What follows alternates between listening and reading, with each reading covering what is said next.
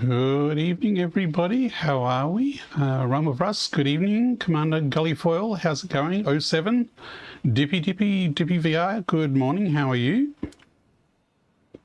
And we are hopefully online and streaming. Dang, it's already past 12. Oh, it's afternoon where you are. Welcome to another Satisfactory VR stream.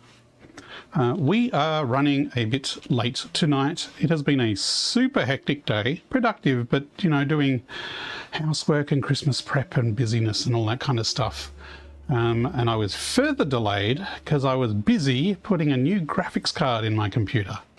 So yes, the tech market is going a little bit crazy at the moment, with RAM prices almost doubling and it looking grim for tech prices in the future. So I was originally waiting to see if there was a 5080 Ti card or something like that coming out.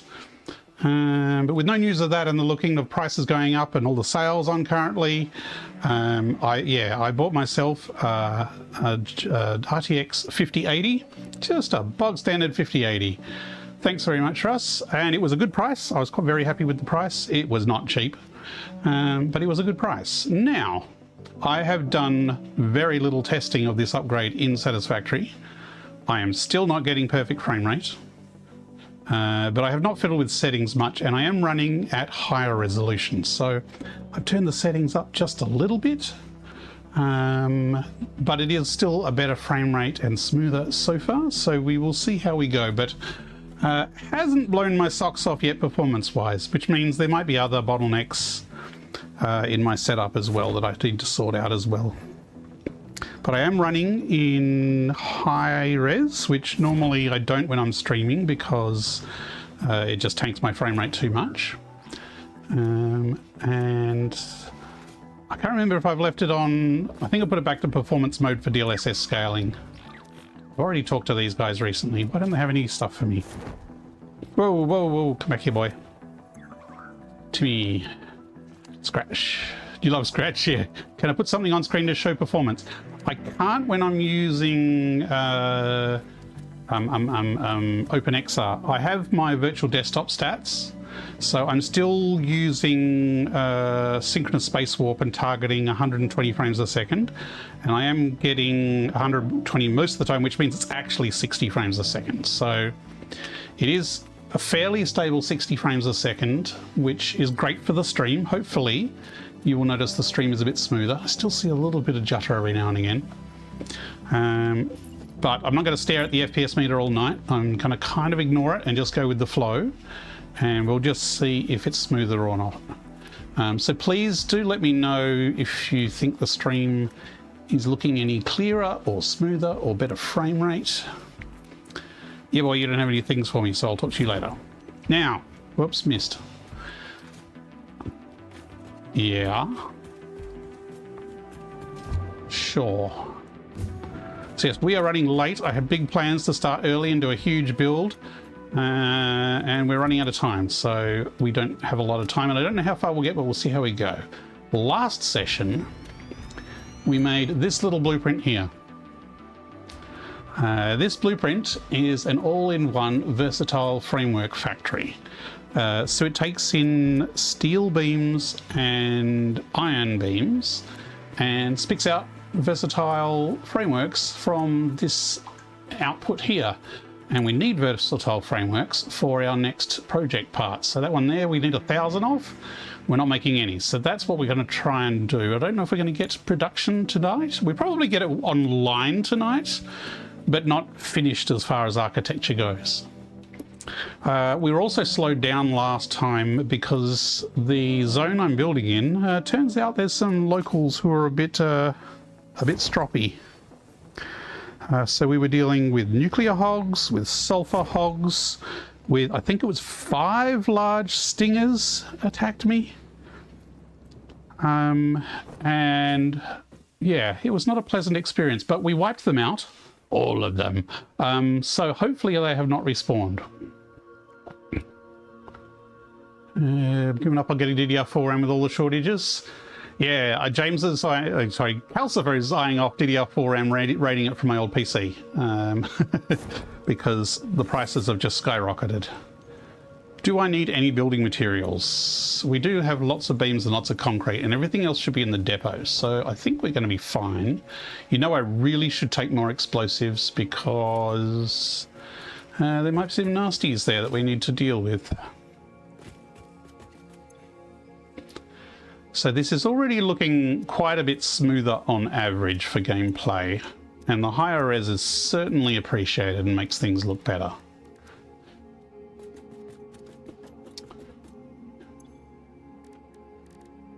Do I have... yes, the stabilization should be kicking in when the inventory is closed.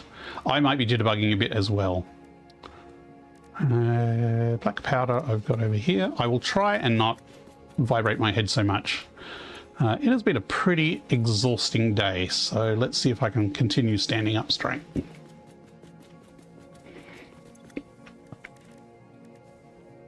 That's probably way more obelisks than we need. You got 32 gig, we're hoping to go up to a min of 64. Oh, right, okay. Yeah, Calcifer's on 16. He did have 32, but they were different speeds, and they were clashing and messing up, so we had to take half of them out. But my old PC has 32 gig in it. I'm just going to go with that many obelisks. That should be fine. And normally I'd show you the plan for the factory and go through it and reiterate what the numbers are, but because we're running low on time, I'm just going to head out to the field and we'll get stuck into it. I haven't had time to redo these power poles, so they're just haphazardly thrown across the countryside still.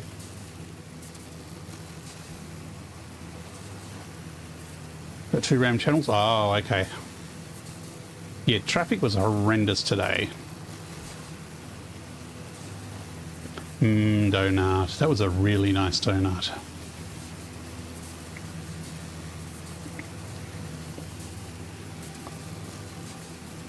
So I'm still getting a bit of jittering from frames as I travel this way.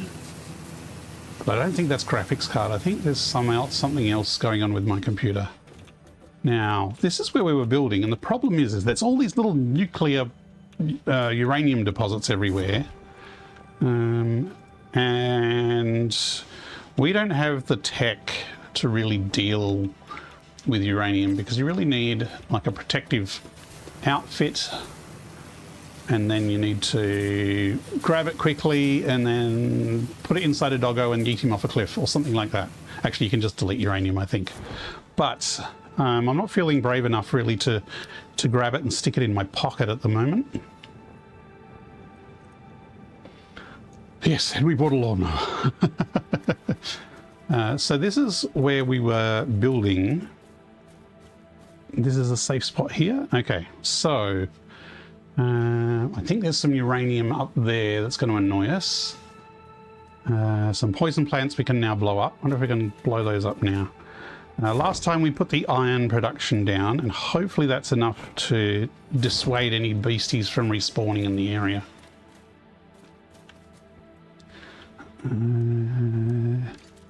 I can see a spider remains there. Wow, that was almost close enough? Almost close enough.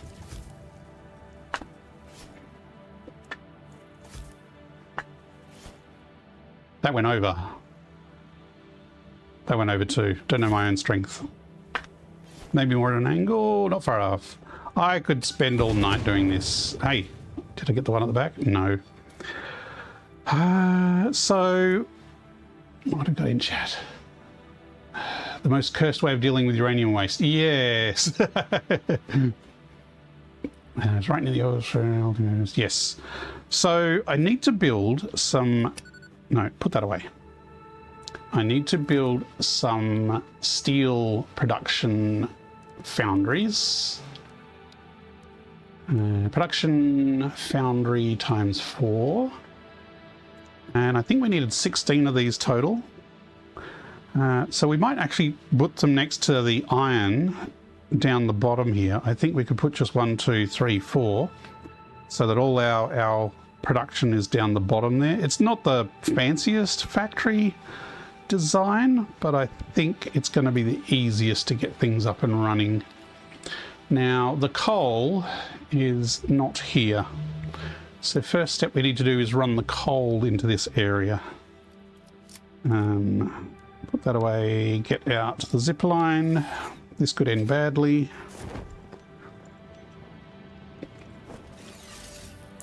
Oh, that's doom down there. that's dead. That's the point of no return down there. So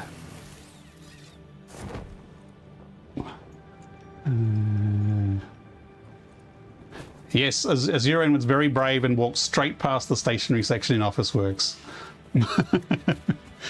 I was most proud of her.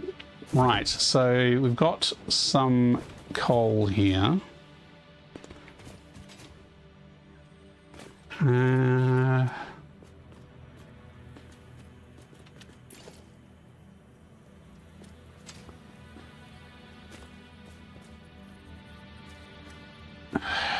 trying not to make this too messy.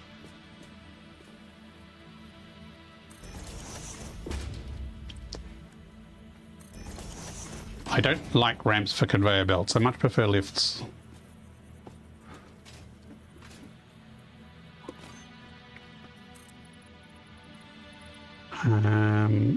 But I think I might try using a trick that is usually used for train lines. I have no idea. No, not a spiral. Voice in my head.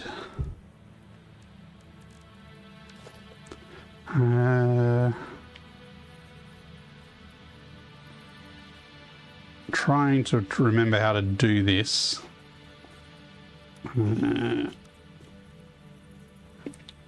I don't know if this is actually going to be long enough. I think I need to do shorter.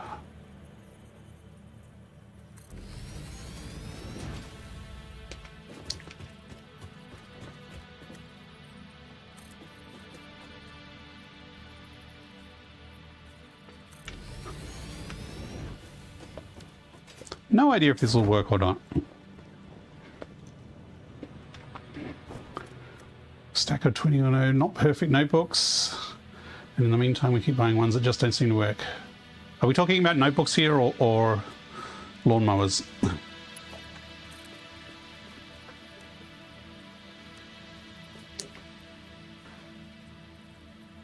Okay, so the problem is this doesn't angle based on that, whereas rails would, which is why I think this works better for rails than it does for this. So no, I don't think I'm going to go with that idea.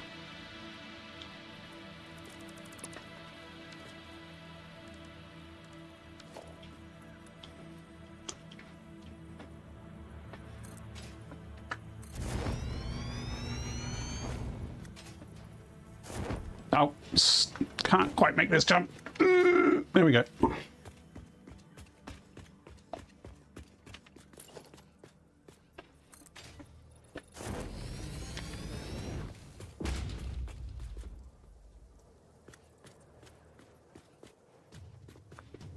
If this wasn't all, if this was, how am I going to do this? You know what? I might just rough it. I know that is sacrilegious for me. I'm just going to freeform it and then I will tidy it up later.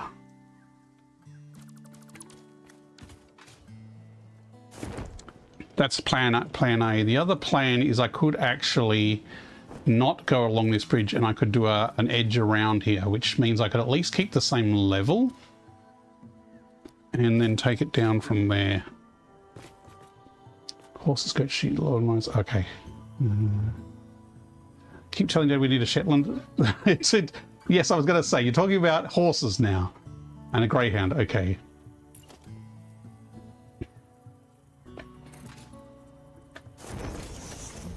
So the way to do this is we use, let's try this.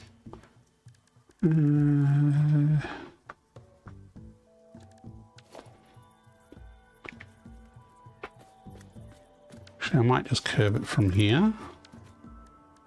Again, no idea how this is going to actually work.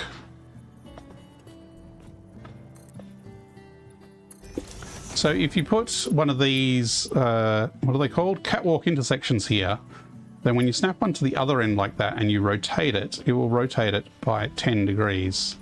Hang on, I got to hold that button down to do it like that.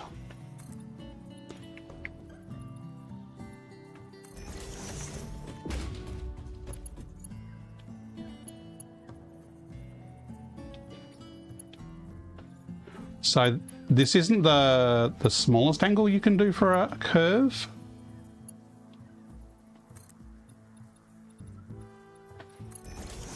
But it's the easiest. 1, 2, 3, 4, 5, 6. Maybe I should make it even bigger.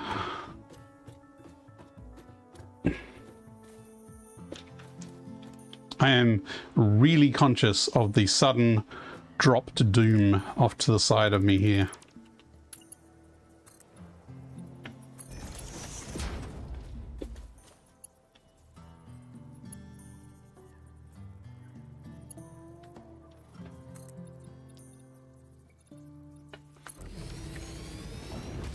That should be 8.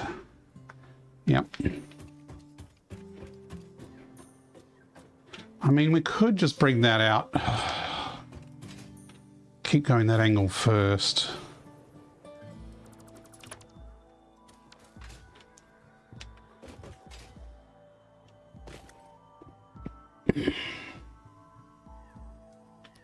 Okay. Tell me when Russ and Azurin have stopped talking about horses and stuff. Or alert me if someone's trying to get my attention.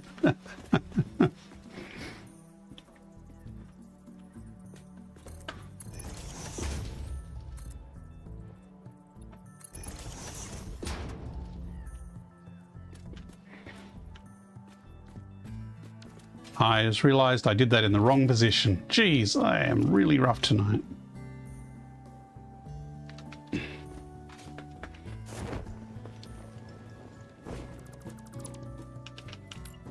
The whole point is you need to nudge it over.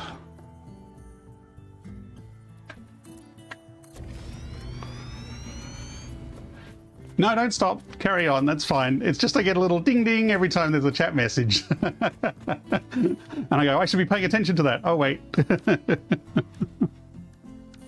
It's all good. Carry on.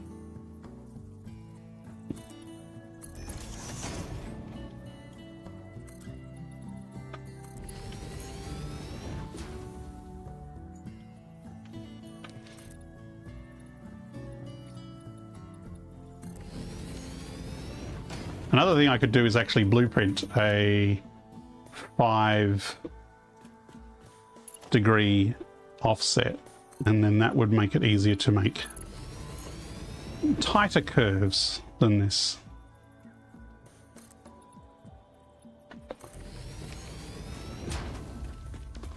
It's a bit far.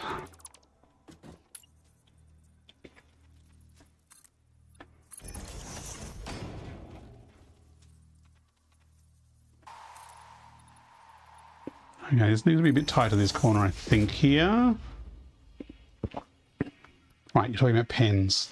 Do I need to bring that corner back a bit? I think I am.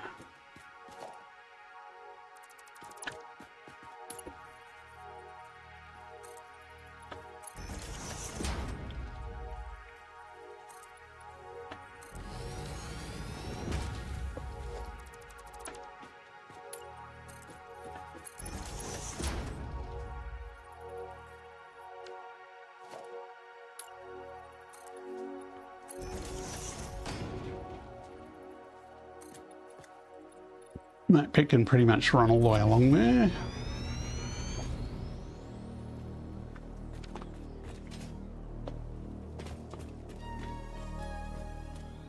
Okay, we're getting there.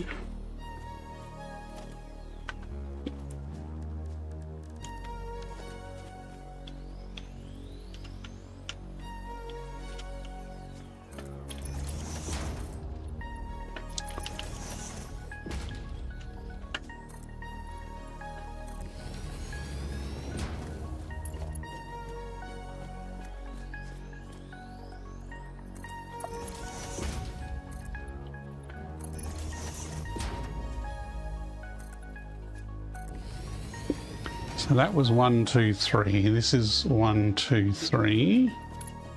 I think it's going to be... It's not going to make the corner.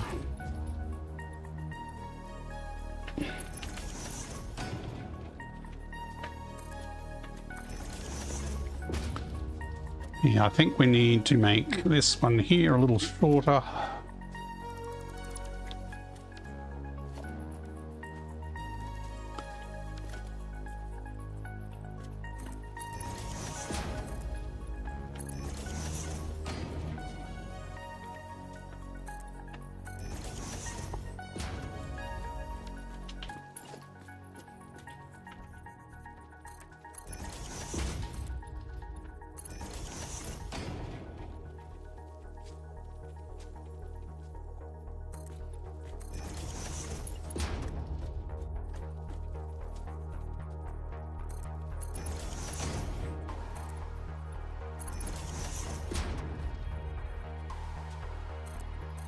So that's kind of at least heading to the right area, and then from here we can have lifts down that go to in there. So kind of got a walkway around here, and as long as I...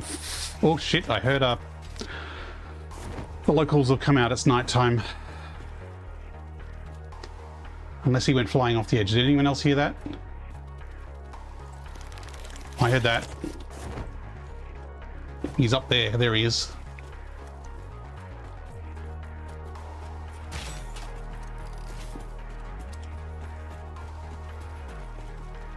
Oh, he's got a buddy as well.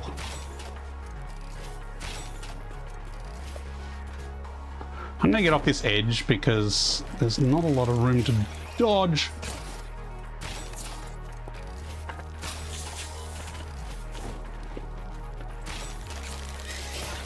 Oh, I need a jetpack. One down.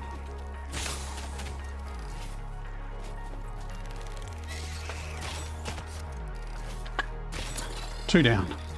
Blimey.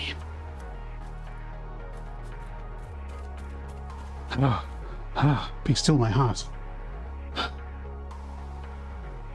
Yes, very scuttly.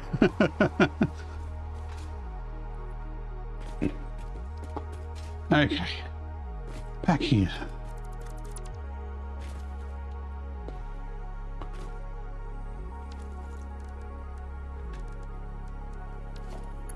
See, once you get a fast jetpack, you can jetpack to actually completely dodge those guys in their leap.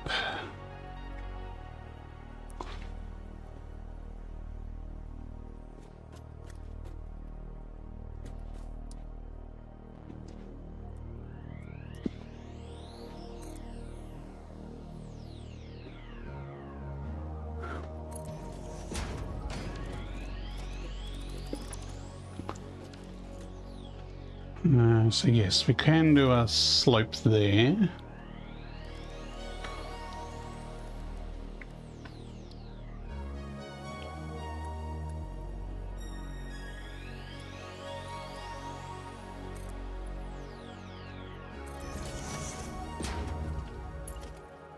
Did we overclock this? Do we need to overclock it? We already did. Okay, we've already set this up to provide all the coal we'll need.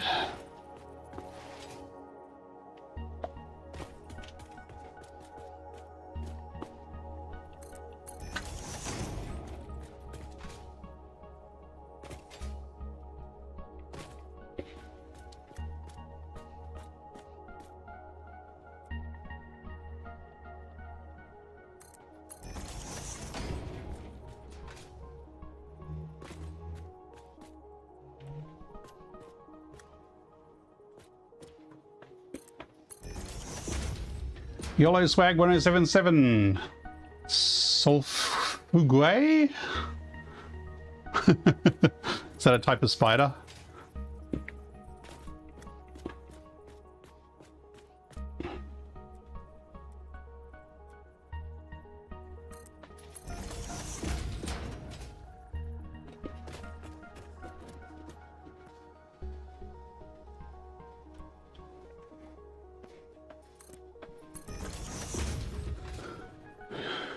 The curved mode on conveyor belts makes this kind of run of a conveyor much easier to look good.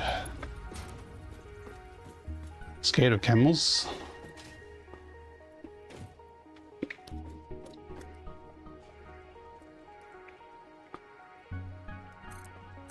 Okay, so there we have one coal line. We should... Let me go up and do the second coal line when we're running coal. I'm going to leave all this in here. It's kind of scaffolding and placement stuff, but until we figure out what we're going to do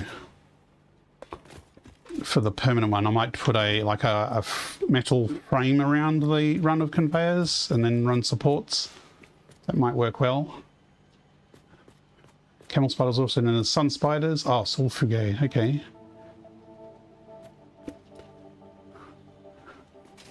Oh, I wondered if it was a technical name for the spider or another language name for the spider.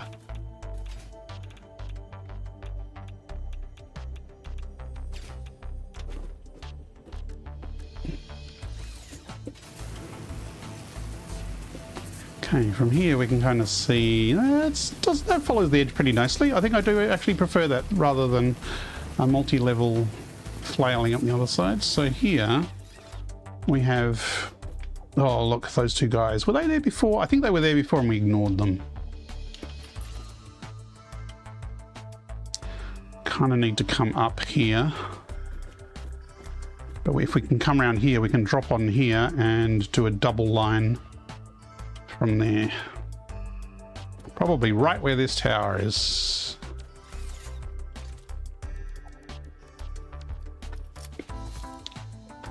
Whoops, that was pathetic. Not quite. Too far! Don't make me come down there and place them manually. There we go. Latin for he who flees the sun. Ooh. Anyway, if you use a job, I was like, I think that's what they base the Scuttler critters on. They might have a little bit. They are very good at blending multiple creatures into something that is a bit scarier. Like the space penguin whale tick thing, which is the beans.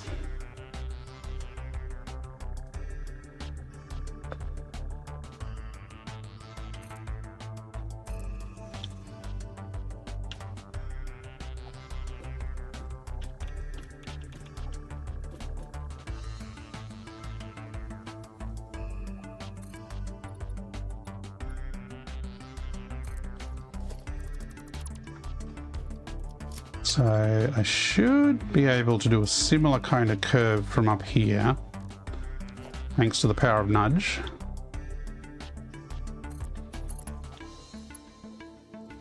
Rotate.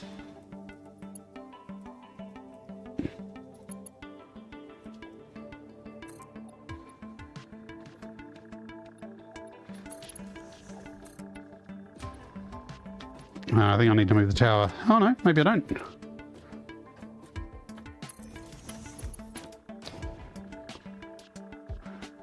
Sol the name of our son and Fuge fleeing.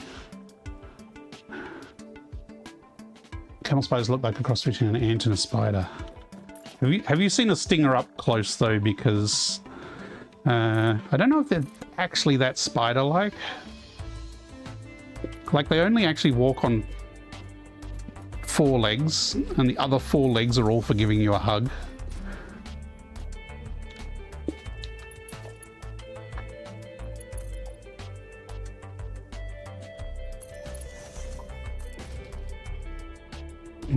If I turn that earlier, it'll come in at a better angle.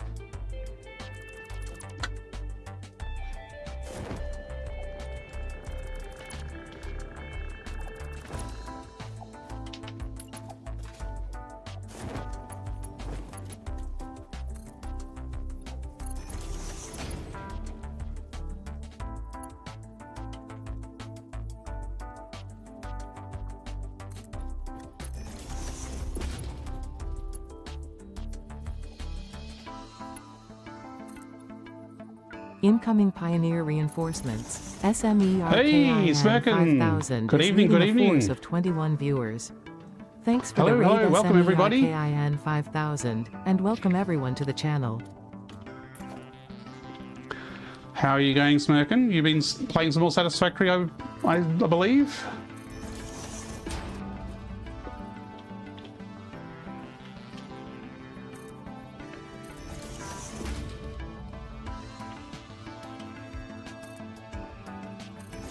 Everyone, go check out Smirkin's channel, give him a follow. He is another Australian Satisfactory streamer. I'm Smirkin, I'm not sure if you stream other things or if it's just been Satisfactory. I yeah, have it radio on control record units. that Okay. SMERKIN 5000 is an exemplary pioneer, and recommend that you check out their channel. Tonight we are continuing the versatile frames build. We're in this lovely neighbourhood. We've just been attacked by 2 large stingers at night time. Just Satisfactory with the foreseeable future? Yeah, similar here. And we have some iron production down below, and we're just running some coal production down to get some steel going so that we can make some versatile frames in this lovely little valley. Last session we killed 5 large stingers, a nuclear hog, a sulfur hog, and various other bits and pieces. I think there were some spitters in there too. There's probably a nuclear hog hiding back there. That's why I've got the big wall across there just to keep him at bay. I think he's guarding that nitrogen, but we don't need nitrogen. So at the moment we're just figuring out running some coal, and I'm running late tonight. I had a late start, so I'm doing things a little more probably rushed than I would otherwise hope to do them. Yes, hello all of Smirkin's friends. I am an Australian. I stream Satisfactory, and I stream Satisfactory in virtual reality. If you're wondering why things look a bit different, I am in the lovely world of Massage 2 ABB in person. I go up to stingers and say hello to them to their face, or actually they come up to me and give me a big hug. They're friendly. They just want to be loved.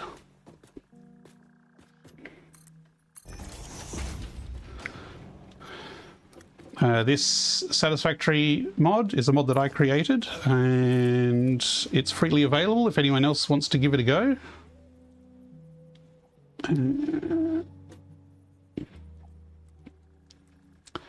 If you are interested, !VR mod, actually no, !mod info, I think either work. In the chat on Twitch will give you a link to more information. For those people watching on YouTube, if you're interested in the mod, check the description of the video, and there will be a link down the bottom in the description to all the mod information.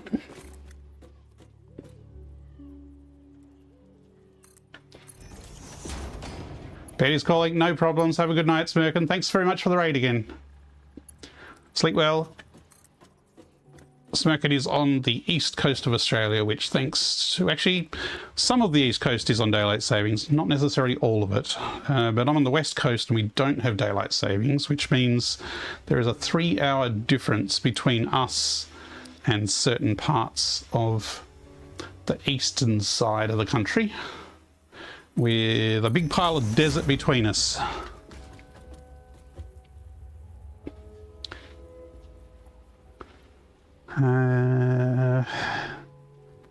Do I need to tuck that in a little tighter? I think I'm going to do that so they can run side by side for the last bit.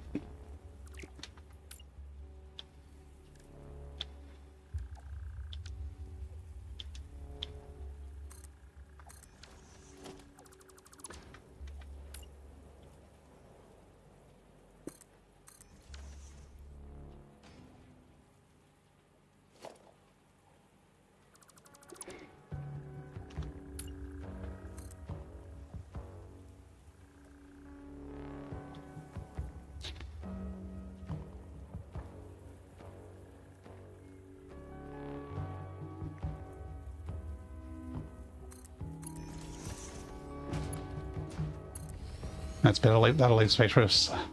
Waves from 3 hours in the future. Yes, Russ is also living in the future.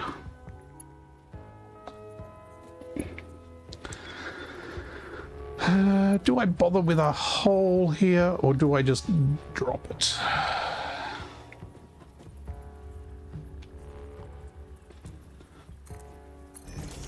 I think if I just do that and drop off the edge here.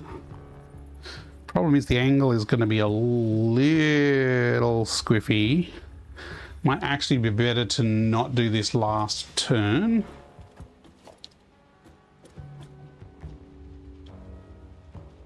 Now that I've done it, or I could make it a 5-degree turn, maybe. Let's see if I can remember how to do a 5-degree turn. There's a couple of ways you can do it.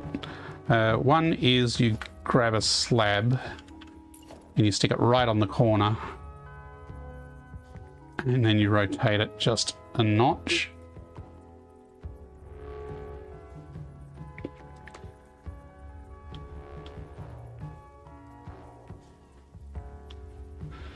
Can I nudge it from here?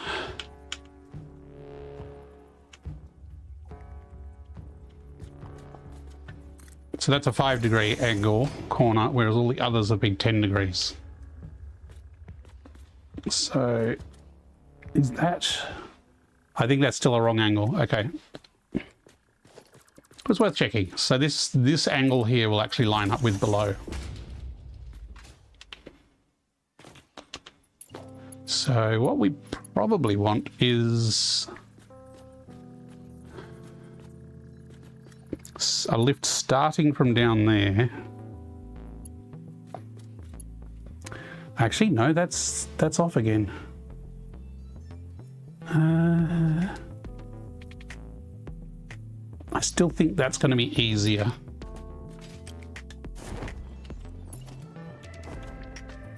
Just don't mind the mild radiation poisoning.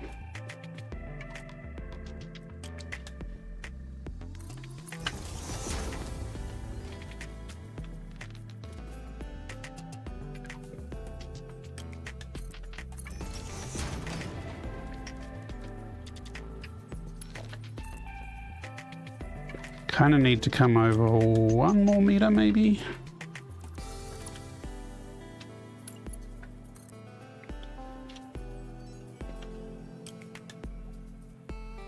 Really, it's gonna not let me float it. I disbelieve.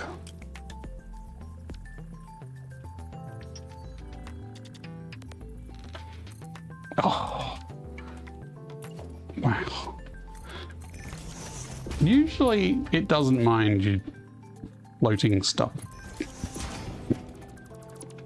I think they've made some of the clipping and floating a little bit more fussy than it used to be.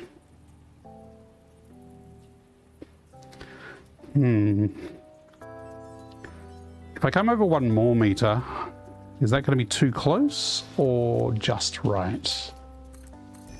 Or we could do a 1/2 meter. Actually, that's not too bad. That's only 1 meter. Actually, we can test it before even putting the conveyor in place.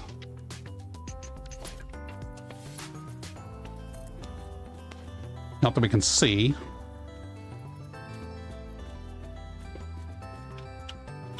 If I drop down, I'm doomed. That's the problem.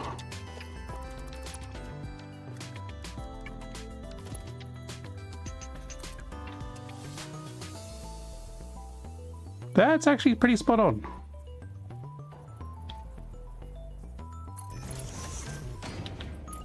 Although maybe a little too close.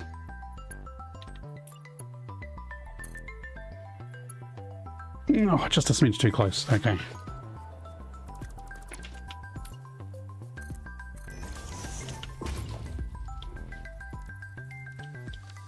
Actually, yeah. So 1/2 meter. That should do it.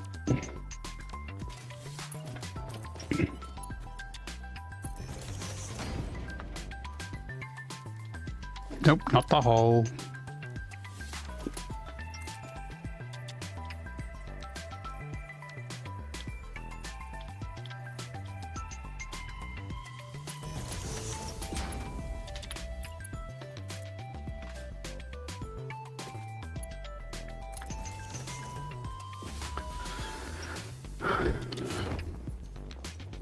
Yeah, that's not too bad. As far as winging it and getting approximate, that's pretty good. So now we have 2 streams of 240 coal here. Probably bring them all the way across and then straight down.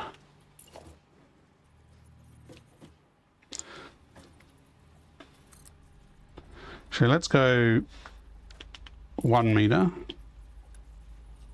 because we might want to use holes here.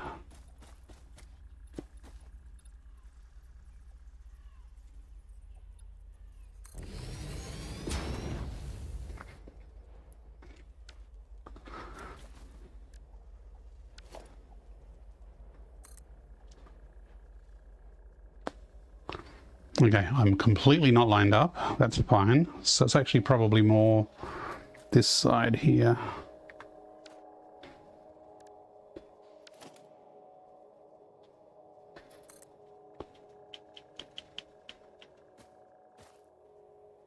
Okay, so we need to come out to there. So if we put a hole there and next to it, and then we run to those and down, that will get us to the right area at least.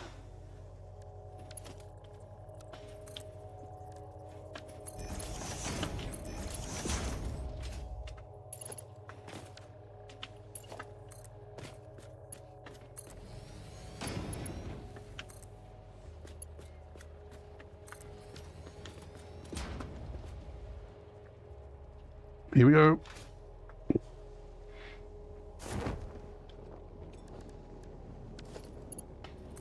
East.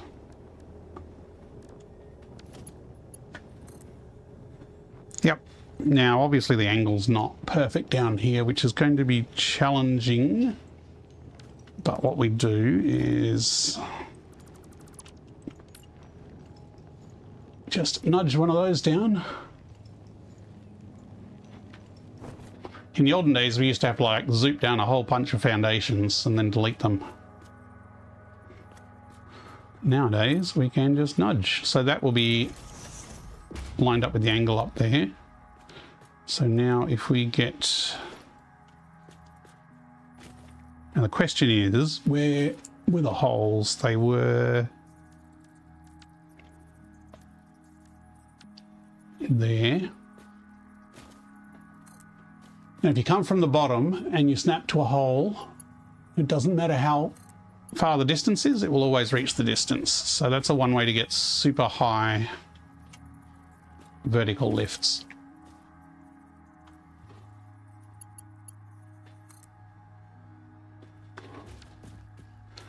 Okay. Now we can put these back in. I might leave that one there because we might need to rebuild those lifts later. But now these can come curving out and they'll be on this grid here. Okay. Lots of room over there, so I think I'll build one of the sets over this side. As long as that friendly neighborhood nuclear hog doesn't cause trouble.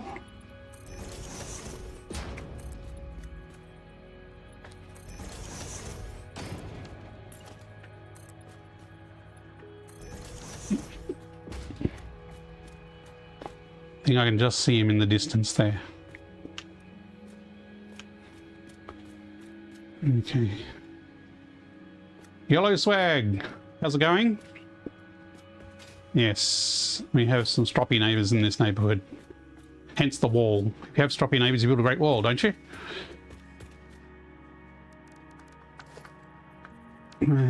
Blueprint.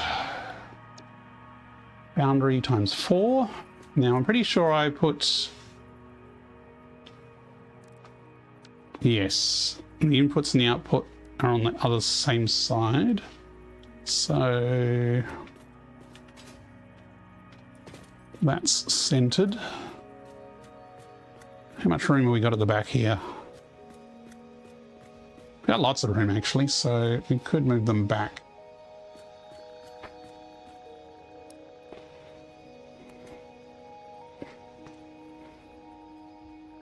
Okay, that actually does have some symmetry to it. So these should be pre-configured for steel ingot, which they are. Awesome.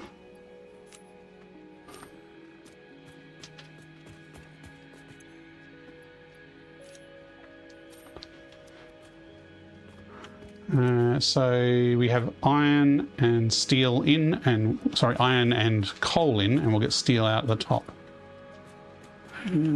So if we just go straight mode.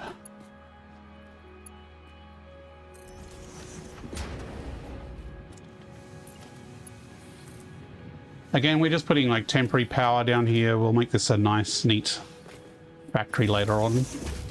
But just to get everything going, I'm just using the basic poles. Yeah, those are kicking in because we hand-fed some coal, but we need more coal coming in here. And we actually need coal on the next size height up. So we might actually need to rebuild those coal incoming things after all, which is fine. We're prepared for that.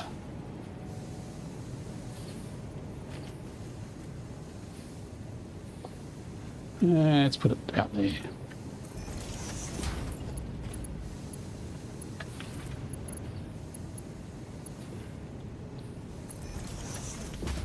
So this is our incoming coal line we need here.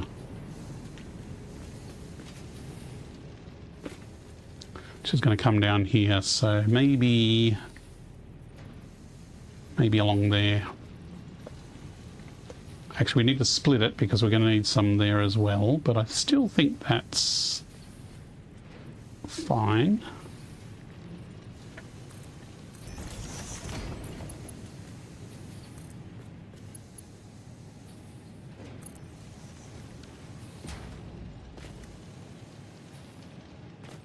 This is not perfect, but again, we'll fix it up later. But that is actually plenty of room for some coal to slip through because it's not particularly tall coal. Now, can we fit the other ones here? I reckon we can.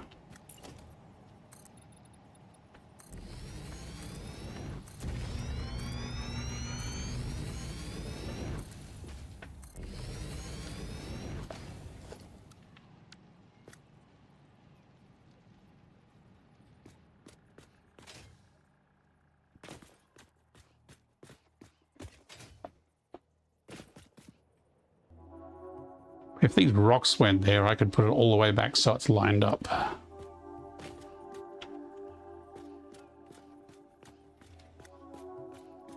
I could do it actually on a slight incline, like a different height. You'd have to be pretty high to get above that rock though. I'd put it here, but that high up. Or we can put it on top.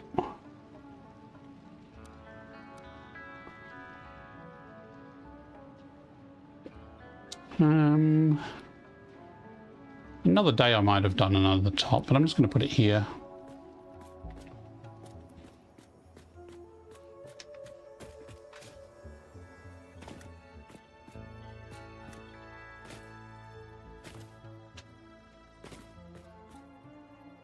Okay, so you've got a through line kind of between the machines there.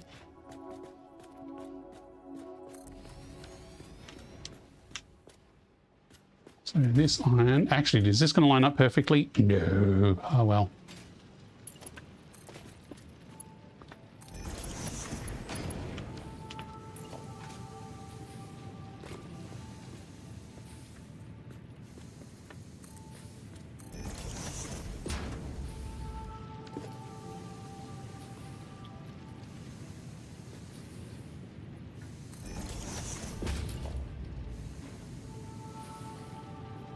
If I put that there, I might accidentally snap something to it, so I will put the support in afterwards.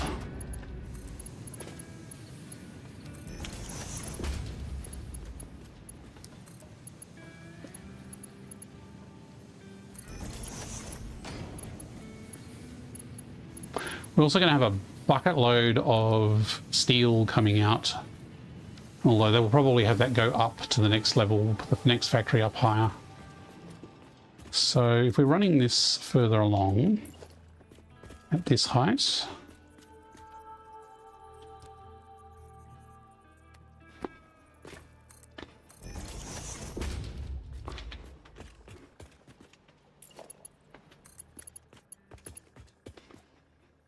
Incoming propaganda broadcast detected. Please seek shelter.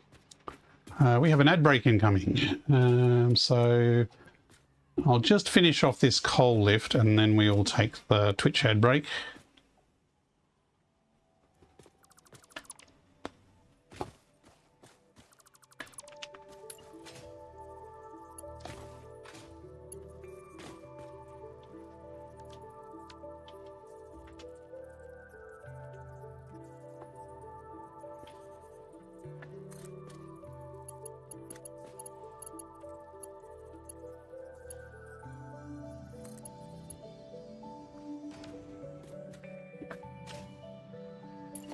And is it from this direction or the other direction? It's going to line up nicely.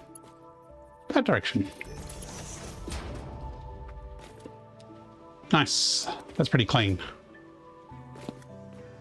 I mean, we could have something like this just under here, or even under here, as sort of a visible support. Okay, I'm going to take an ad break while I'm going to take a break myself while the Twitch ads are running. I'm going to have a bit of a drink and a bit of a stretch, and we will be back after the ads. Are running on Twitch, on YouTube. I have no control over your ads. You can control your ads. We'll be back in a few minutes. Thanks for watching.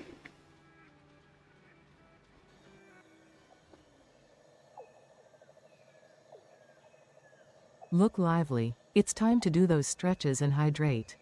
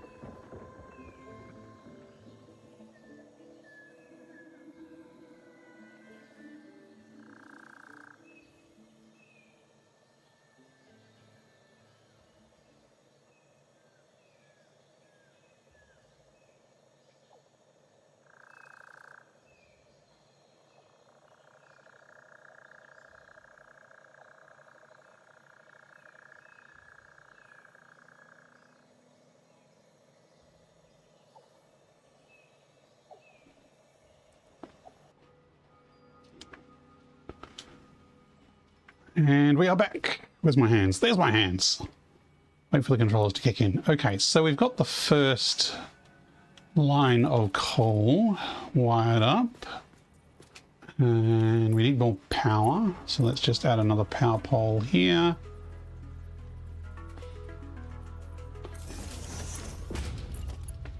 Again, we'll do nice, neat, fancy walls and wiring and stuff later on. And cha-ching, it's alive.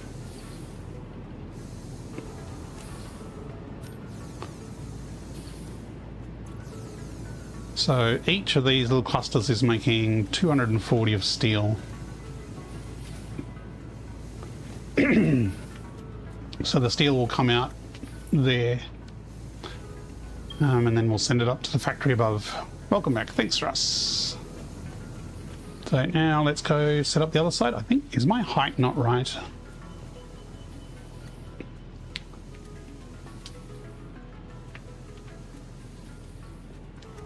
I feel I shouldn't be sliding under that.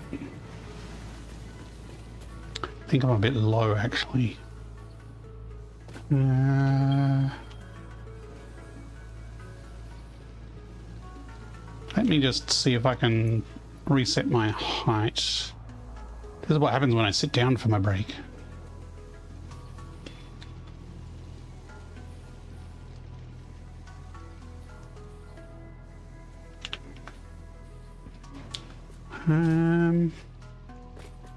That should be lower, I would think. It's fine. Yes, so now we need to do the same to the other side. So we should be able to fit it in here. I'm tempted to actually make them a little lower because the ground is lower here. Just to give it a little bit of texture. Except it's only going to be 2 meters lower.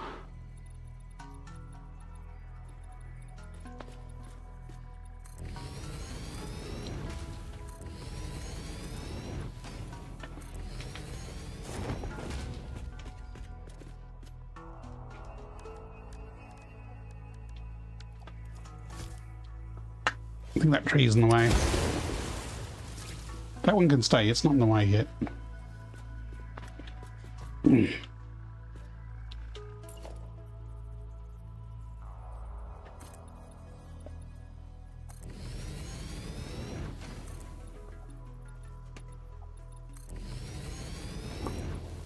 Could be a bit squeezy over this side.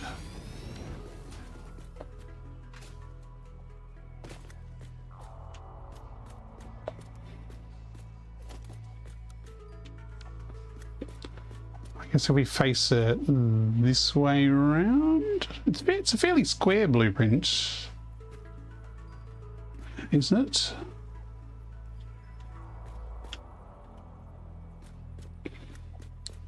Kind of 3 squares deep and 1, 2, 3 wide. Yeah, it is pretty square.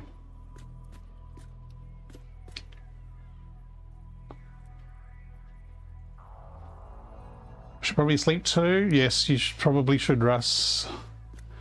It is late where you are. I am new. The outputs of these are both in the middle though, so I think I need to face this way so that the middle here has the outputs. And that's gonna... Yeah, sleep well, Russ. Thanks for hanging out for a little bit. Sorry about the late start tonight. Hopefully next time we will have a smoother beginning with less dramas in the day.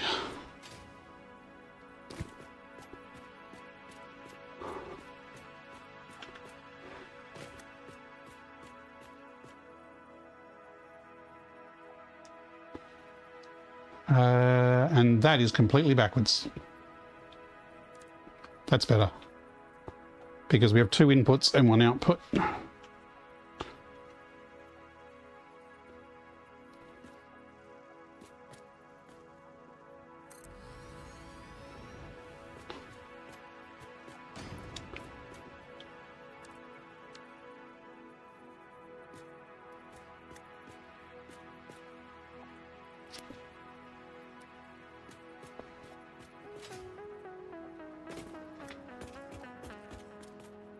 I mean, we do have space. We could move it back a bit.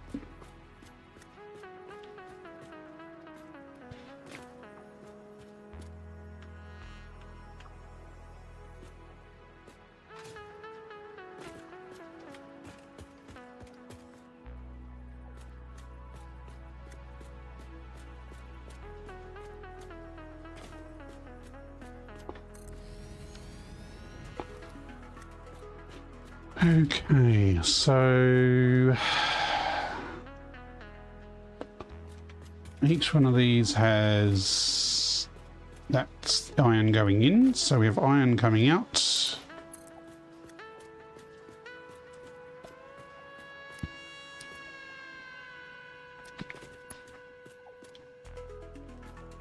Didn't really have any rhyme or reason particularly about how we ended up lining them up, so we'll just stick that there.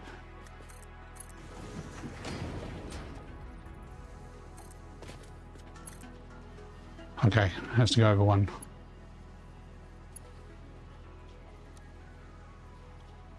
No, actually that fits. Now, can we fit a stumpy lift in there? Oh, that kind of stumpy lift used to work. I swear it used to work.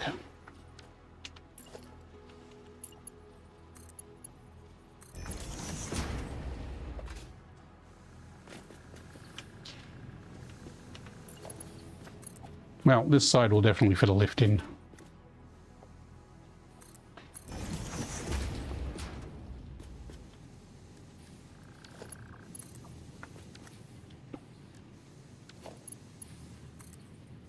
That is not straight.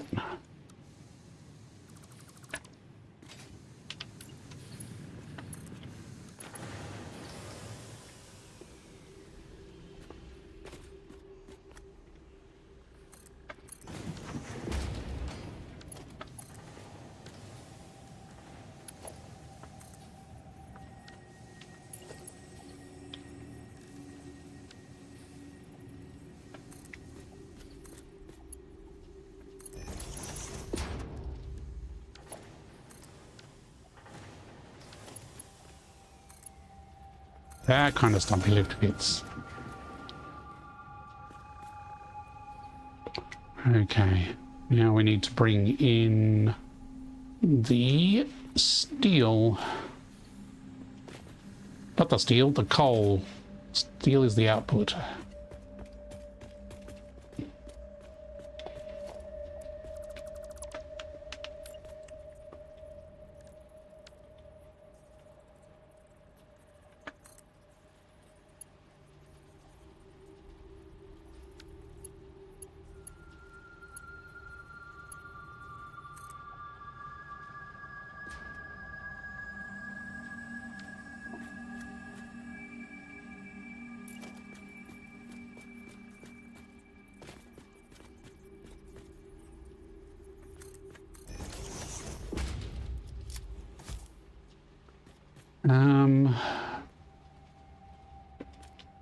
I mean, that plant technically isn't in the way yet, so maybe it lives another day.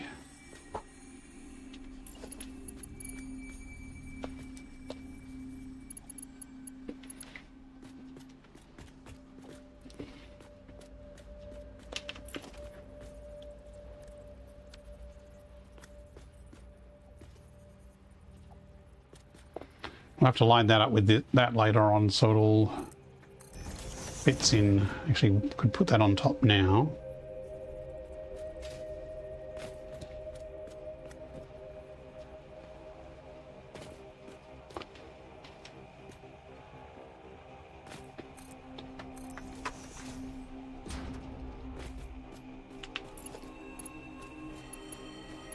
Okay, straight mode.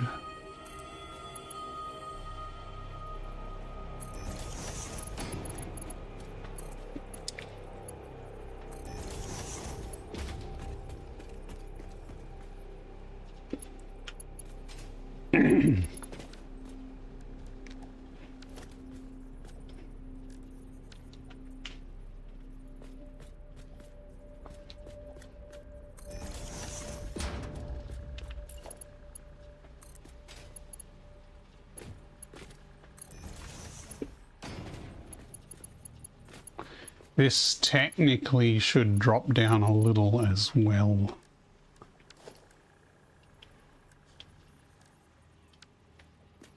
So let's keep it lined up.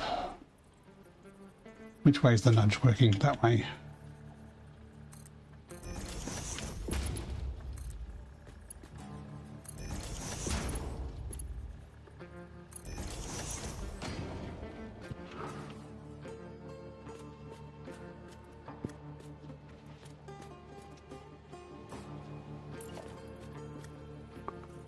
And this will be... Where will this go?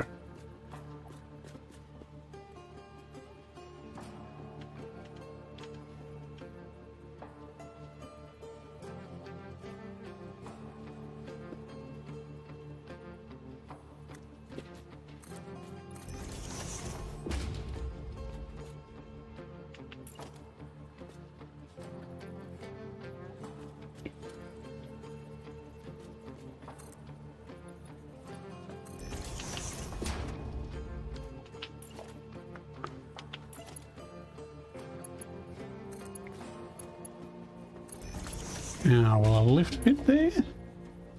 And will it look terrible? It's not snapping.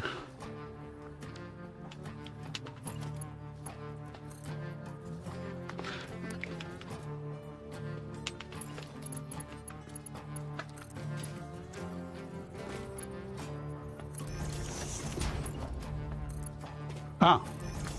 That's interesting. It snaps now. Technically, I could move that along a meter. Yeah, I'm going to do that.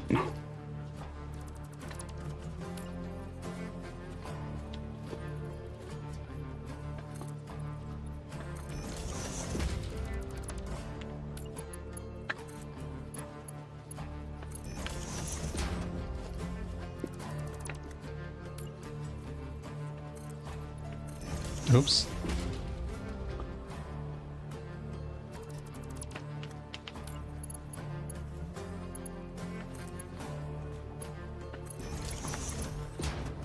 Yellow swag, yeah, it was too far for this from the supports. I don't think it was too far because it fit once the actual conveyor was there.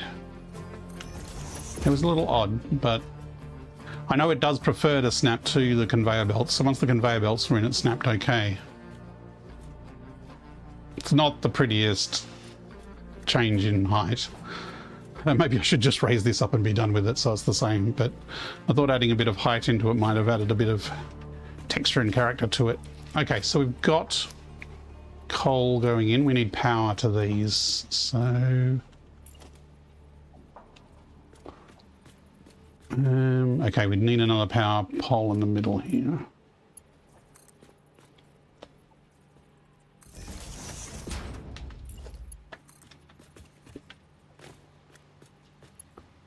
Again, just quick wiring to get things up and running at this stage. Okay, so now we have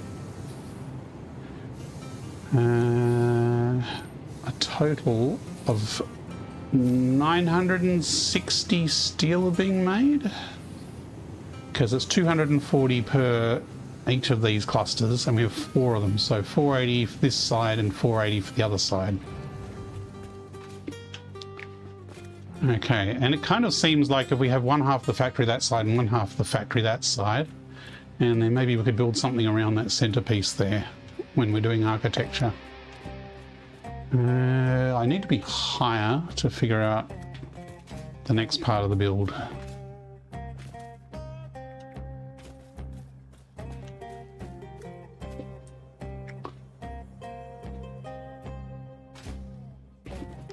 Because basically now we're bringing in our versatile frames blueprints, which is, oh that's right, still not in the right place. Let's actually move it. This drag and drop thing actually works really well. It's just when you initially save the blueprint, sometimes it loses the folder. So we've got one of these for this side and one of these for this side. So this actually probably will fit not too badly, one on one side, one on the other side. But I don't want to just snap it on top like that. Probably have it more like there. Also need to figure out which way around it is. So this side here is where the input goes.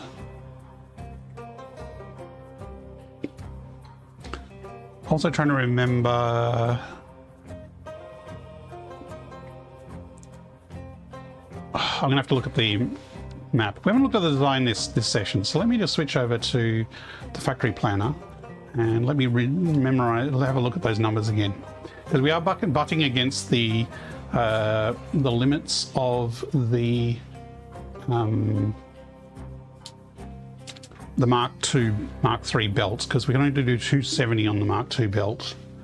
So just give me a sec. I will load up Satisfactory modeler. There we go, and I believe that's coming through on the stream. Yes, it is. Let's have a look. Okay. So this is our Versatile Frameworks factory. Where's my mouse? Here it is.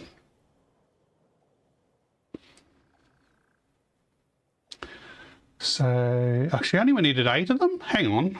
Did we do too many? Ha! Wow, I really should have checked the design before going further, shouldn't I?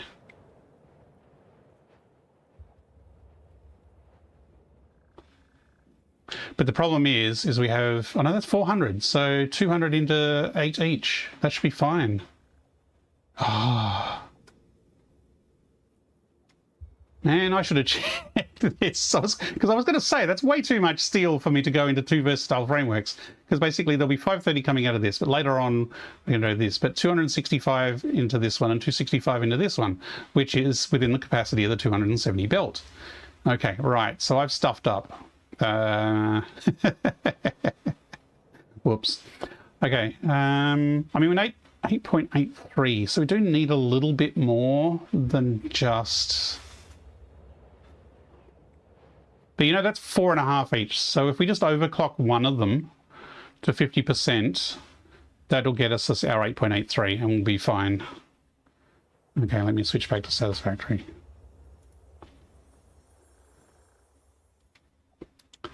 Dinner heads up. Why? How much heads up do I need for dinner? It's not too bad. So how do I want to lay this out? Because basically we only need one of these and one of these. So I kind of like those next to each other there. So if we delete this, and then over this side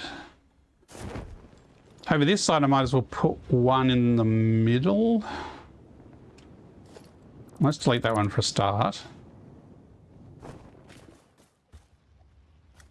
I mean, I could leave it tucked away at the back there.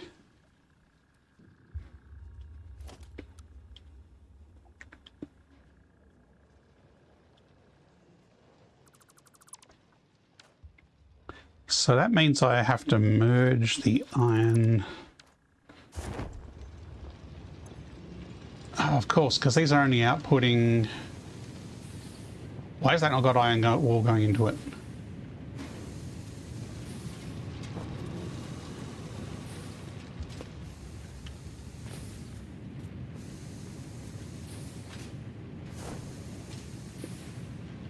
Something's wrong with my blueprint here. Did I miss something? Oh, look!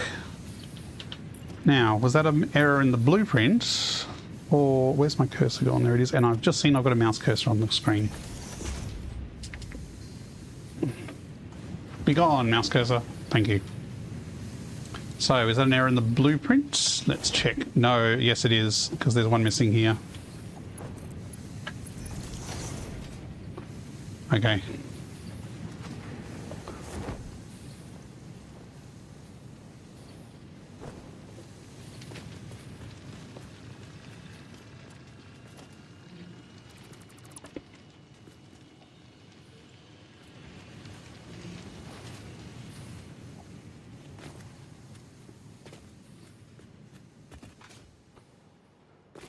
I mean, technically we don't need these splitters.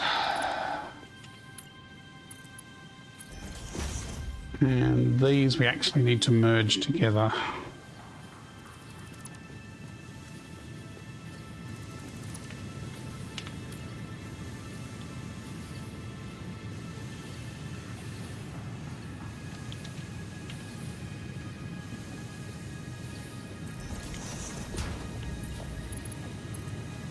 For those who tuned in late, I have had a very hectic day, and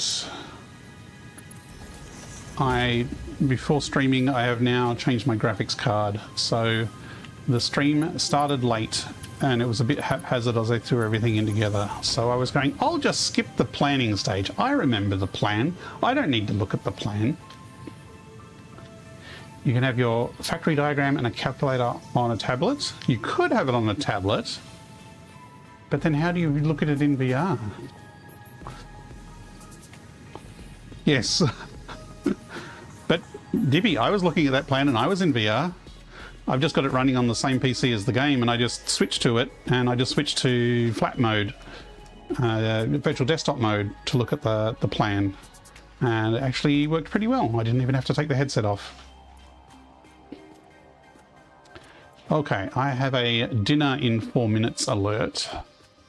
So we'll just finish off the planning here. So now that we've got there, it'd be nice to keep these trees. Perhaps. Satisfactory in VR. How demanding is it? It is quite demanding, Hishamaru. You have to have a pretty good computer and a pretty good graphics card to get good output. So I've just upgraded to a 5080 graphics card. Before today, I had a 3080, and I did a lot of the actual mod development on a 2080. So the 2080 was playable. The 3080 was pretty good for solo play. So if you were just playing by yourself and you were like running on reasonable resolution with, let's say, targeting 45 frames a second and then using space warp to get 90, that's quite doable on a 3080 at decent quality. The problem is when I'm streaming, I have another FPS hit, and so the 3080, you can look at my past videos, those are all done on a 3080, or at least the ones that I've done recently. But I'm hoping the 5080 was give me a better streaming quality. It was promising plan. Well, I can pin any window in space in Steam VR. And said, yes, you could pin your plan window in VR if you're using Steam VR.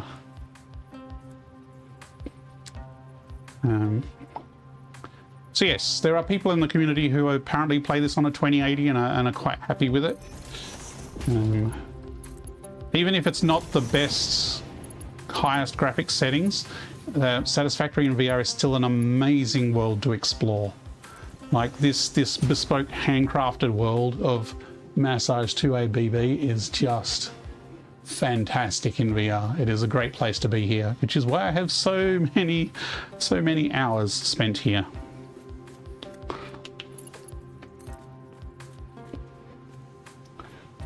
But Hishamaru, if you look in the video description on YouTube, there's a link to the mod there, and there's a setup guide video or written setup guide and some troubleshooting notes. So if you've already got VR and you've already got a Satisfactory, it is pretty easy to give it a go.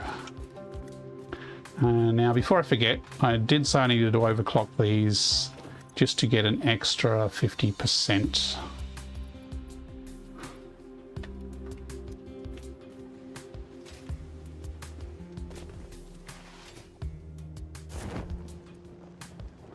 So yeah, I've barely had time to tweak settings since doing the graphics card update, so I'm still getting some stutters. I am running higher resolution than I was with the old graphics card though, and it is definitely a lot smoother than it was. But I think there's still some bottlenecks, and I'm not sure if they're driver settings or Satisfactory game settings I need to tweak. But it certainly looks great in this higher resolution I'm running.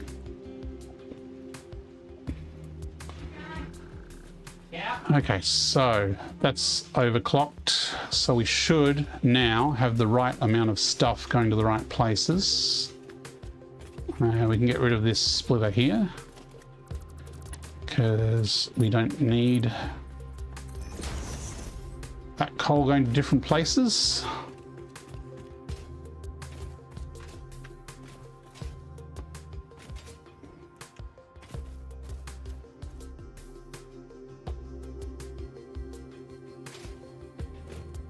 You don't have a VR headset yet, but you're planning to get a Steam frame? Excellent, excellent. I will be very curious to see how well it runs on the Steam frame.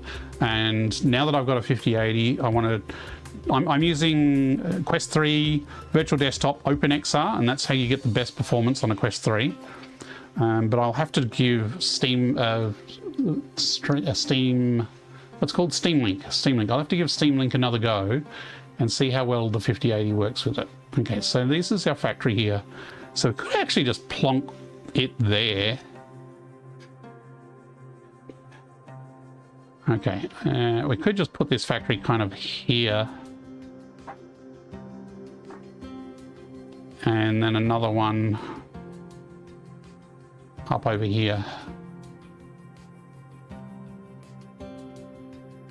And then we'll have kind of an offset different heights, and then we'll do some fancy walls and stuff around it, I guess, at some stage.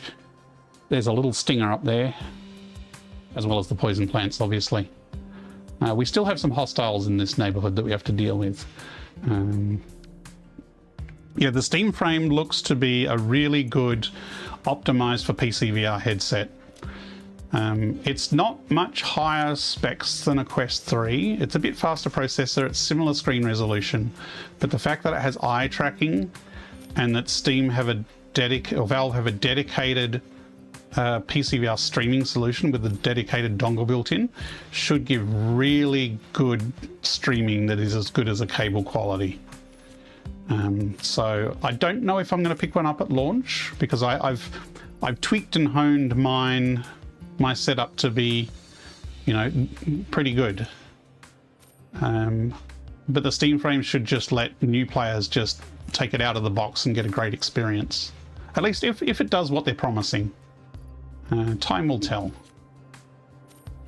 I think I'm just going to get rid of those.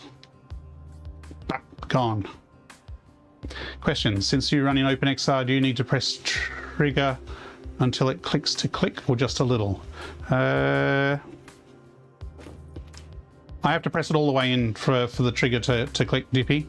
I think the problem you were seeing was a OpenXR Linux problem. Because yeah, I definitely have to press the trigger all the way in for it to trigger. Yes. Anyway, I'm being told that my dinner is ready, so I'm going to take a 15-minute break to have some dinner, and after I come back we will continue putting the blueprint factories in, and we'll get this versatile framework factory up online. Now I'm going to run some Twitch ads now, and probably when I'm almost back I'll run some more. That way it just pushes the ad breaks, pushes the ads out, so that we can have a bit more of an uninterrupted session after dinner break. Thank you, Yellow Swag. Wonder if I can change the binding in your VR profile. Maybe, I don't know. But I would imagine, Dippy, with that problem, it would be an OpenXR Linux setting, like the sensitivity. Anyway, I gotta go get some food. I'll be back in about 15 minutes. Thank you.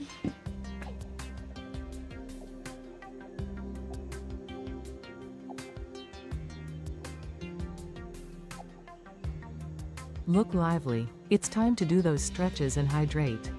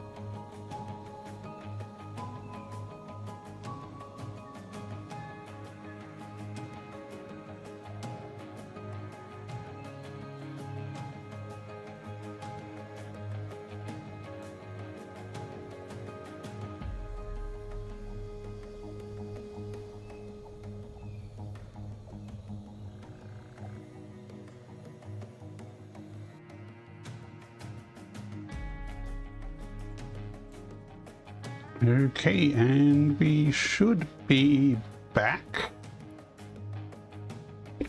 with my hands. There's my hands. Let me just strap into the wrist straps. Okay. My hands are flopping everywhere as my controllers spin. Don't mind that. Okay, I've had my pasta for dinner. It was delicious. Oh, excuse me from the coughing. Now, this blueprint is 4x4, so I'm just wondering if we should sort of pick a 4x4 area down here to line it up with. You know, kind of like maybe that's the area we do it in, but it's above. How does that look with that tree there? Because I would like to dodge the trees.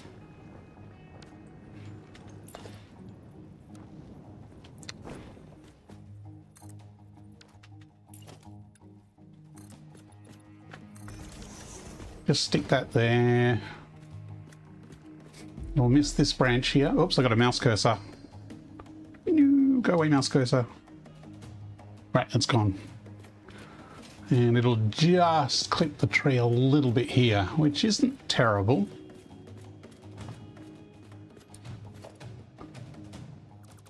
So it would fit in here.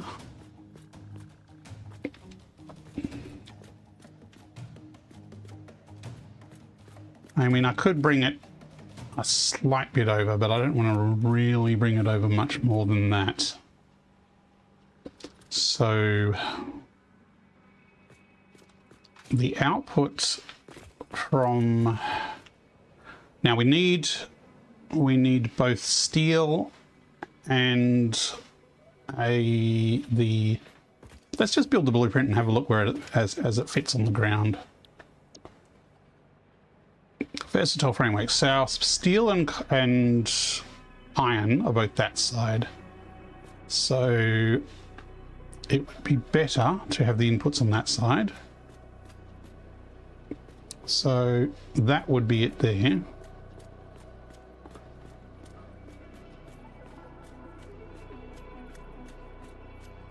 And why is that hitting the tree when we said it wouldn't?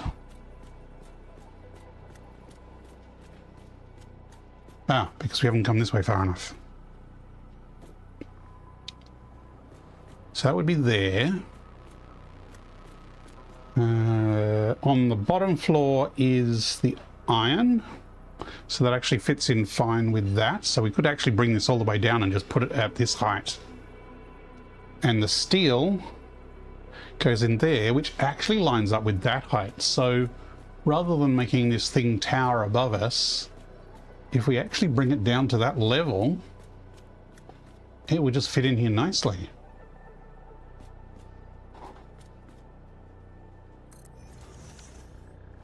Well, that was, I don't want to speak too soon, but that was easier than I'd feared. Now let me just check, is that right? Down the bottom. Oh, no, it's steel on the bottom. Steel goes in the bottom. I must have been thinking of a different blueprint. Okay, yeah, steel in the bottom. Ah, I remember. Yeah, this is a different blueprint. I'm thinking of one of the motors ones. So iron would be up there, which is where the wire and stuff is making. So we need the steel to come down and the iron to go up.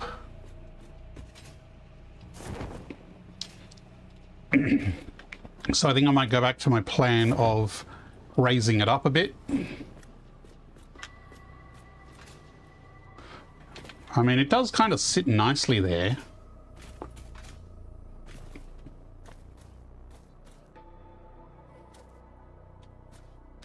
Although space-wise, it would be nice if it was this way a bit more, I think. Excuse me.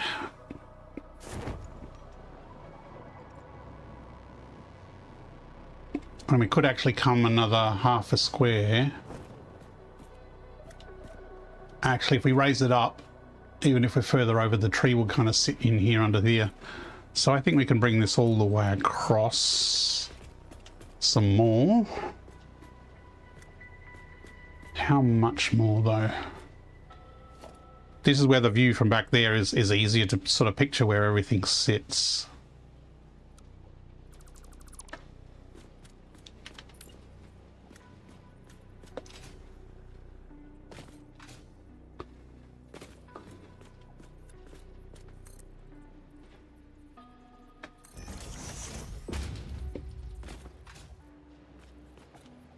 So if that's the height that the steel comes out, that should be steel. Is it steel? That's not very useful. What happened to my outputs? Uh-oh.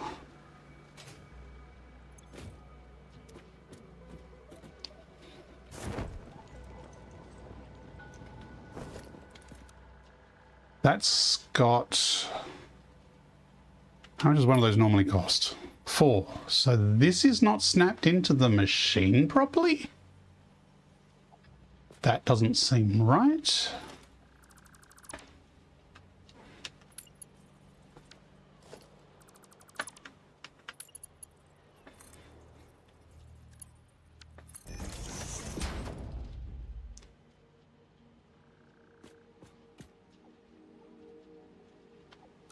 That made a tick as if it was connecting.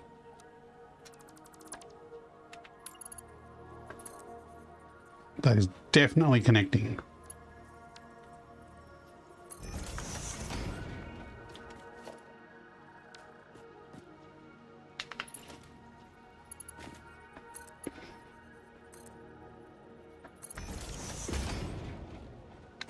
And there is definitely nothing coming out of it. What is going on? Is it too far into it? But it's making the tick. It's making the tick. Yes, okay, so that's got the raw in it as well. So, damn it. So the connection from that far out is not connecting, even though it's making the tick sound.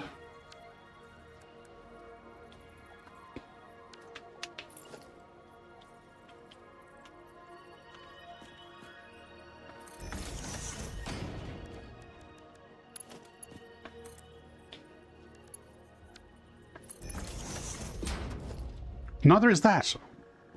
What is going on?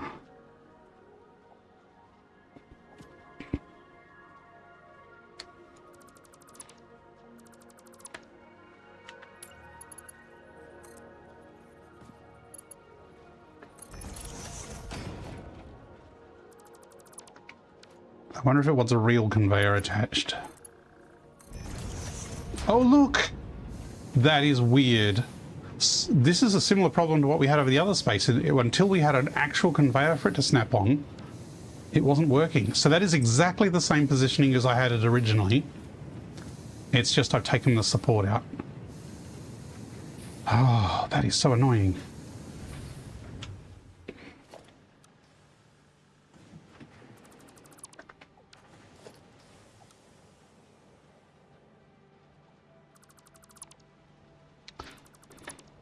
I'm going to fix the blueprint rather than hand fix. I mean, maybe I should just hand fix them. It would have been easier, maybe.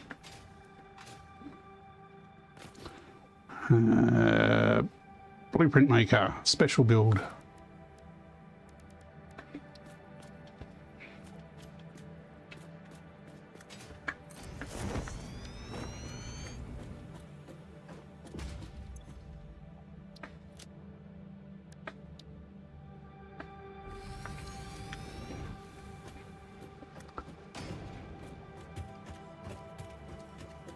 So the problem was, if you start with this little conveyor here, snap the lift on it and then put the conveyor in, this lift actually won't properly connect to the machine.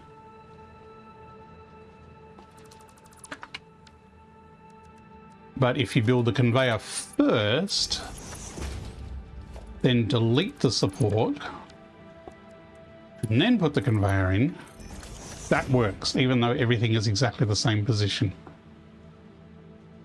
What's more, there's also a little gap there because the conveyor is flush, which is really visible in VR because you notice the little details in VR. I wonder if I can rebuild. Let's hack this one up manually to try some different changes. So delete that and that. Rebuild the conveyor from there. Delete the support. Build the lift. Delete the conveyor. Rebuild the conveyor. And stuff is still coming out, and the conveyor goes all the way in. That's the way we need to do it.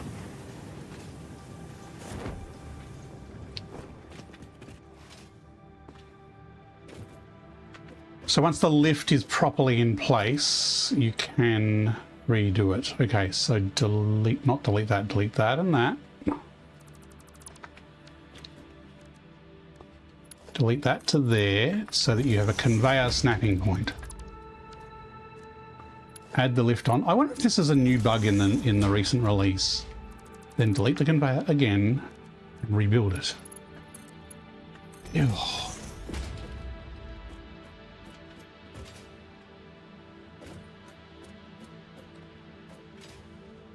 Okay, this one we already redid, but we need to redo the conveyor belt.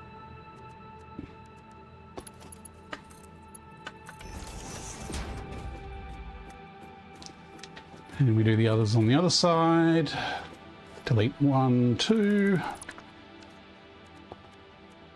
Rebuild 1. Delete 3. Rebuild 2. Delete 1. Rebuild 1.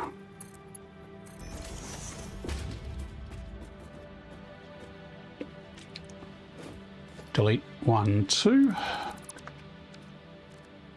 Rebuild 1. Delete 3. Rebuild 2. Delete 1. Rebuild 1. Okay, so that's all 4 should now be rebuilt such that they will work properly. Okay, so we'll save it.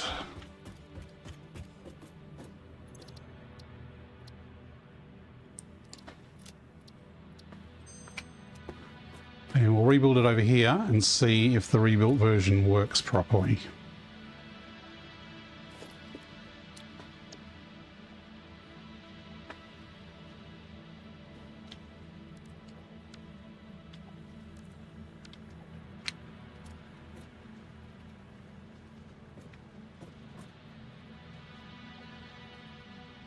Because we don't need that other one here, we have a bit more space to move things around here now.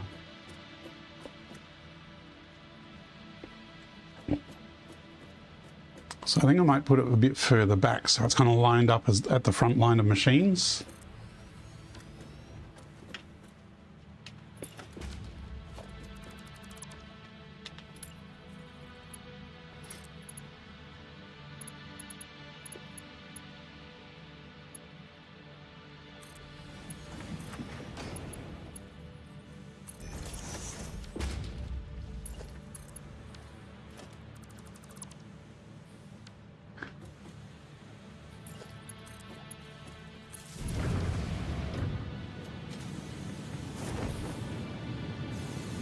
Okay, we actually have output now, and we have output from those as well. Thank goodness. Is that? Yes, that is still going.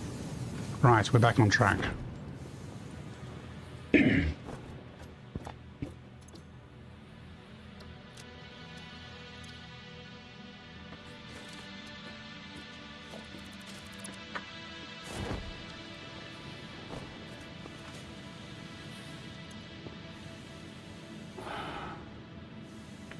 I don't really care about any of those bits.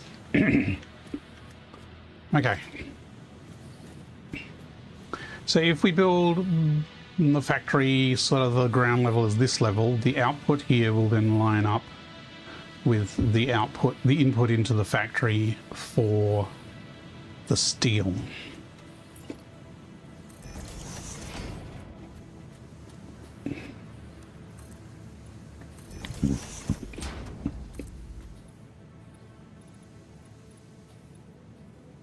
Don't know why I'm building these, because I'm actually going to have the factory sort of held up on beams.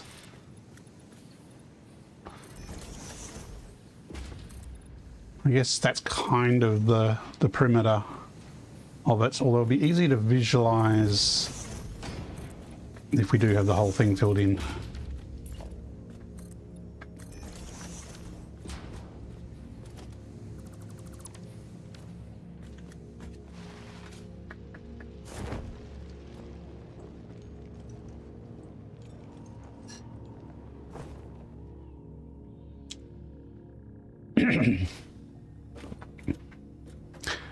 Yeah, we can blow that plant up after. Okay, one versatile framework factory coming up. The arrow is the inputs and outputs, so we actually need to rotate at 180 degrees.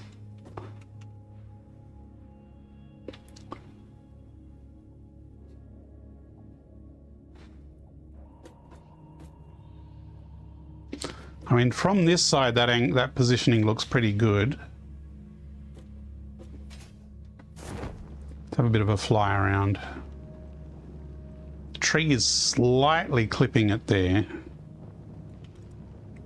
We could give the tree a bit of room, but then we're pretty much back where we said we'd first put it. And we can't be beholden to just any old tree that comes along and wants space.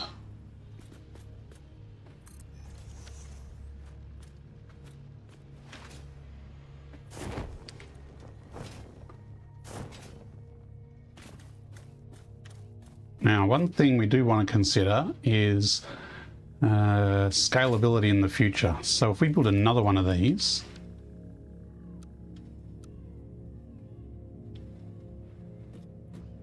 that doesn't look like it's colliding up the top there.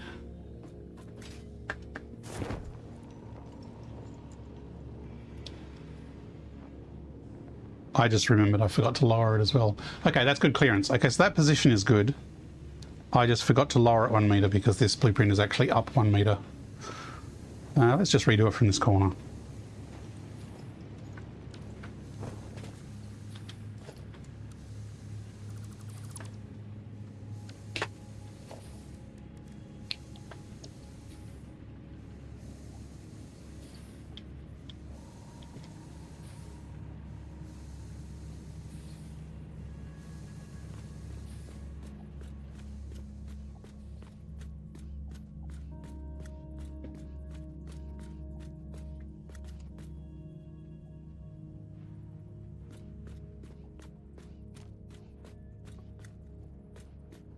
And that's actually 1 meter over from originally.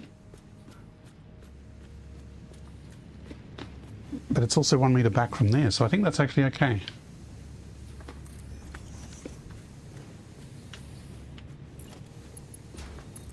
So this should be the right height. It is, but I will bring this actually across to here.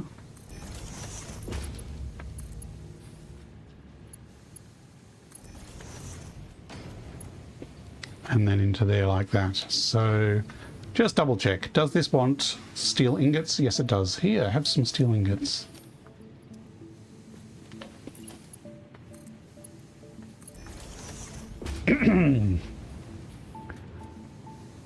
Now the problem here is we want the iron in there, and the iron is actually down there.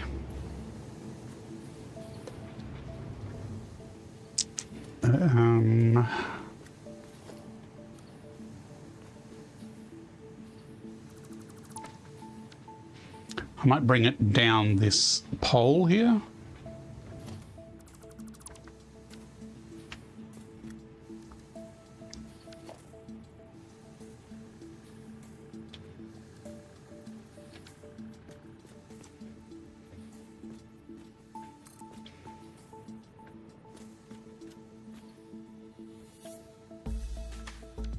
Is that the right height? I think that's the right height.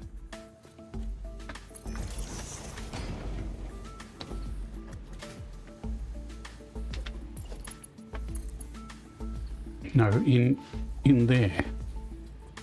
Where's it going?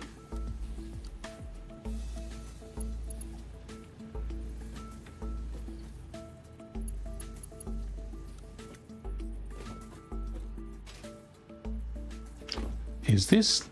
Oh, I put the lift backwards, didn't I? Why didn't anyone tell me?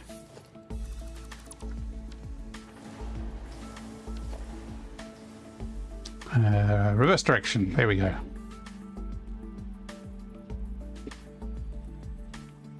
I wonder if I actually start this way around.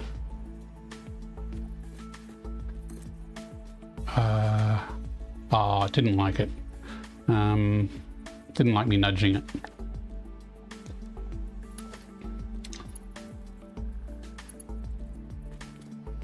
Fine.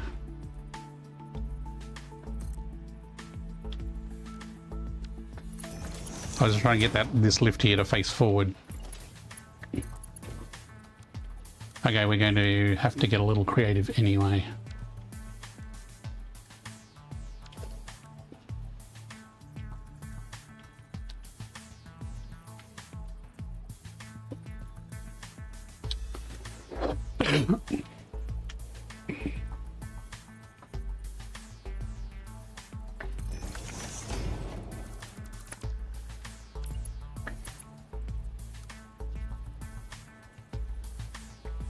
That's not the right height.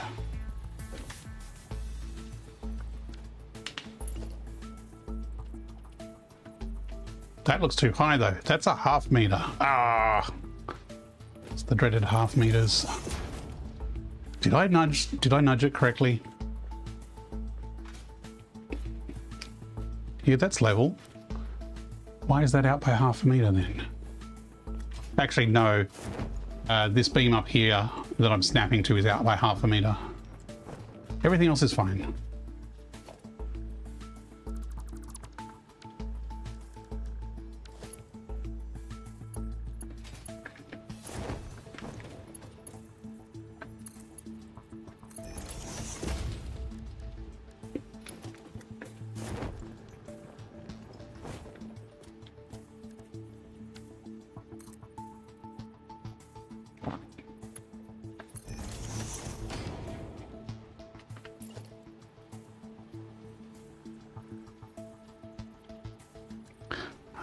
That's a merger. I want a splitter, please.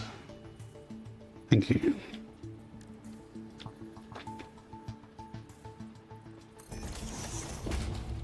I shouldn't need a smart splitter.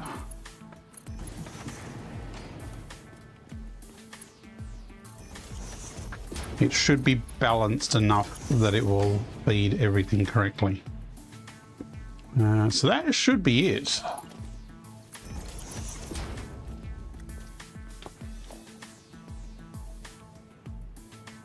Other than power, obviously.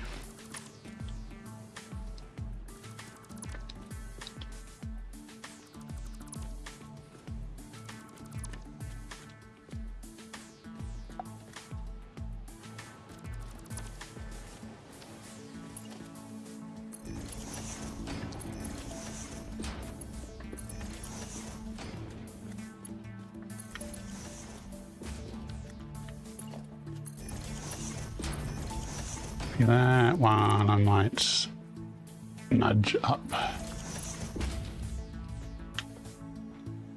And there's some pillars in the middle here for support.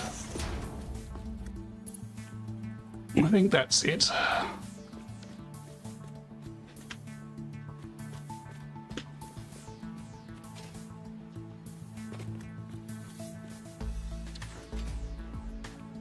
If we connect power, this should make us versatile frames. If I'm just trying to remember where I laid all the power. There's a spot there.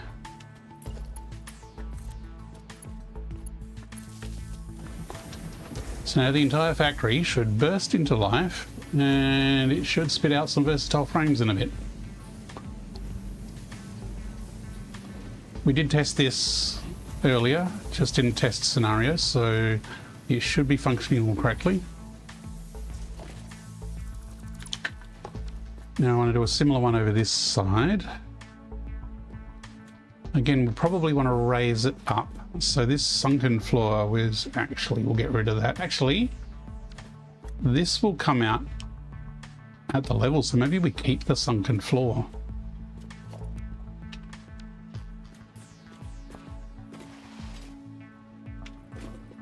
because this is the output from the steel.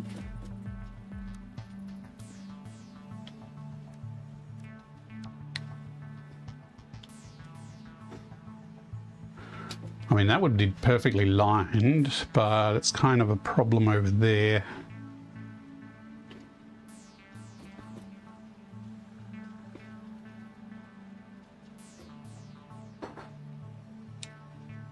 I mean, we could route that under. It also depends on how close to all the other stuff it is, though.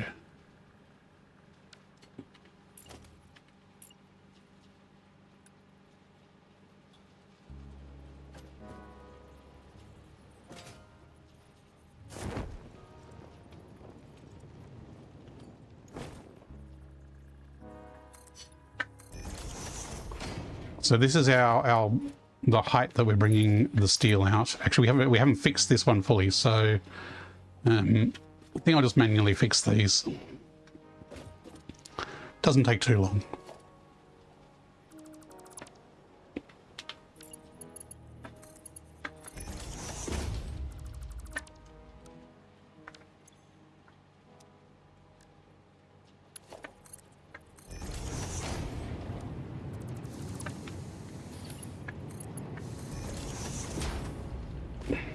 It's annoying that you have to fix them, but see, those big stingers came from down here, so it may be that they're far enough away that they're going to respawn. Maybe we should put a stinger run. It's like a nature reserve for them to run around in, if you can figure out where their spawn spots are.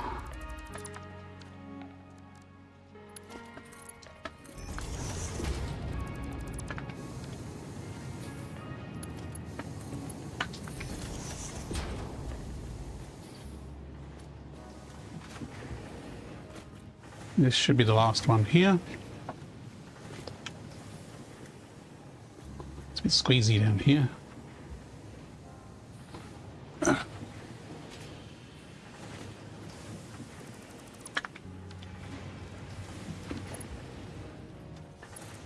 Oh, nope.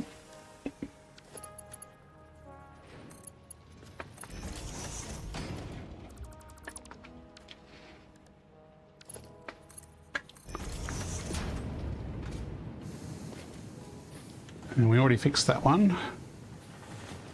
So that now should be all of them. So I think I might just drop the factory down and then we'll fly around and see how it looks, because it would be really nice if it just lines up here.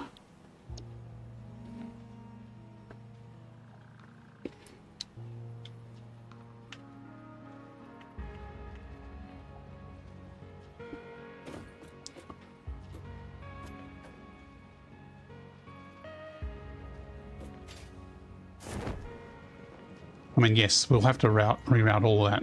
I understand that. If we have it lined up with the other one, it might look good. Except it's rotated. It's actually 90 degrees, so that will actually throw it off.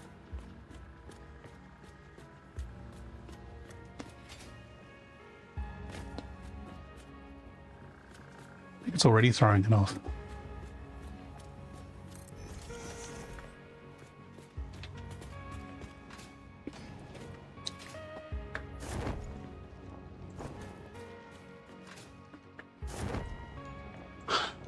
Okay, really need some better walkways around here.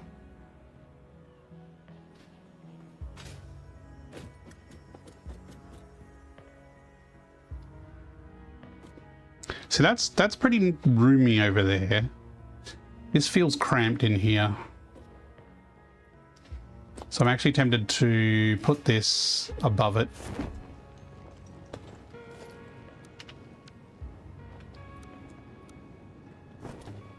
Yeah, and that's clipping into something on my out of materials. See, that position there, or even back there, would be better. So somewhere there. Yeah, I think I'll go with that.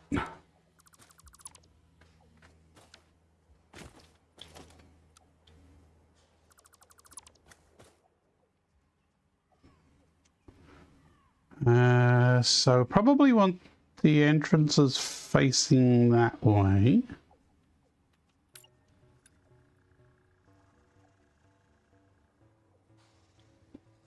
Again, if we don't care about heights, it's a case of we need it to actually clear the machines that are down below those. So come on.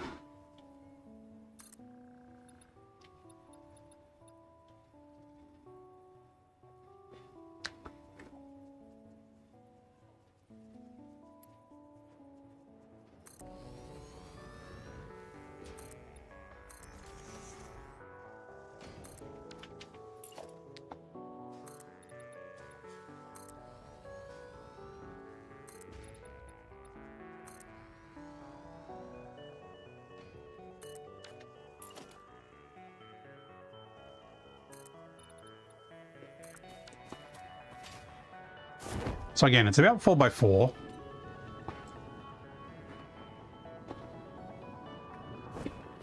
So that position there is actually pretty good at being in the middle point over the two sets of smelters. Approximately, it's like a meter or two that way.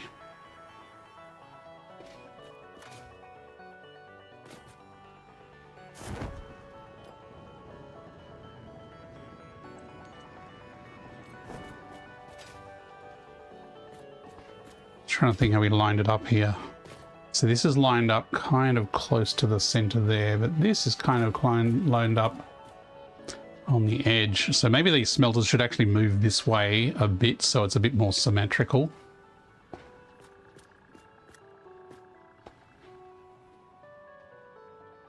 Yeah, that way this would be the middle. So I think 1, 2, 3, 4. That's a good, you know, that lateral direction is a good position.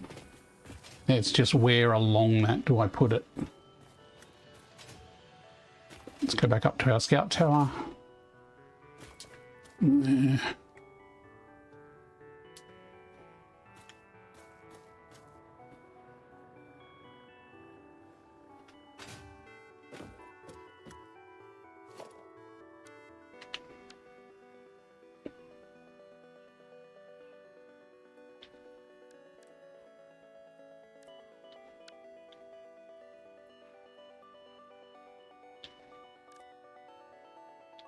That's the direction it needs to face. Oops, stop drifting.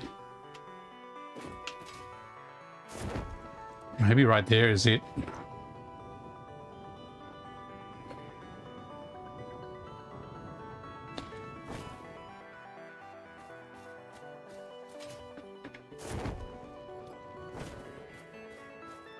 Yeah, we've got a bit under a slab of space that side. This side, there's more, but how close is that corner up there? I reckon there's enough room there, so I reckon we can come this way a bit. Maybe there.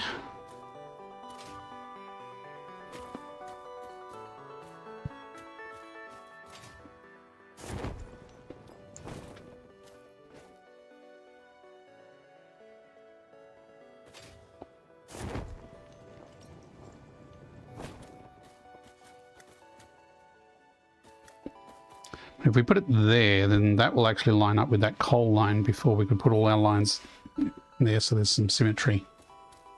I think that's a good position.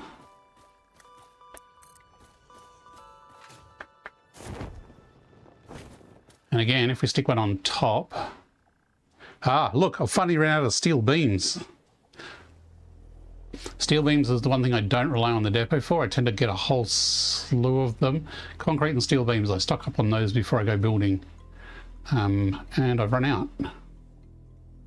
That's actually not rotated the same way. That way. So yes, if we need to expand, we can build the towers up either side. And we will have 2 towers of different height. That's good.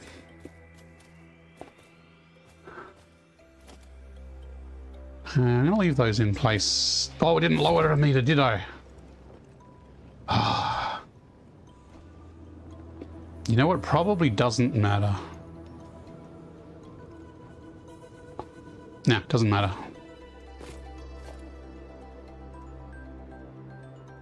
Do not delete the cable, thank you.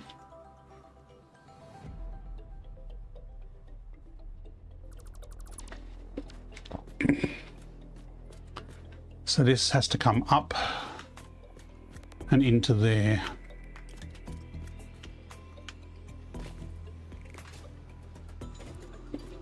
This is where a jetpack would be really useful. I guess I have to do the old-fashioned way and make some stairs.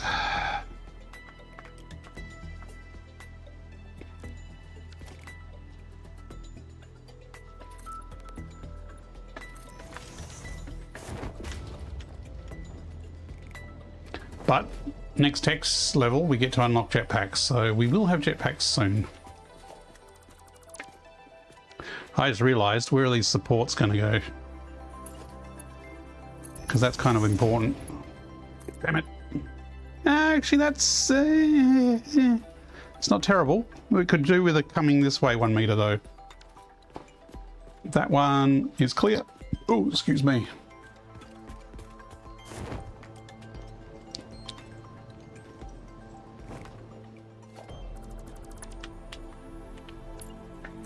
Yeah, that could move, but we can have cross beams for support. I think that's fine. I just might bring it 1 meter this way so that pillar is nice.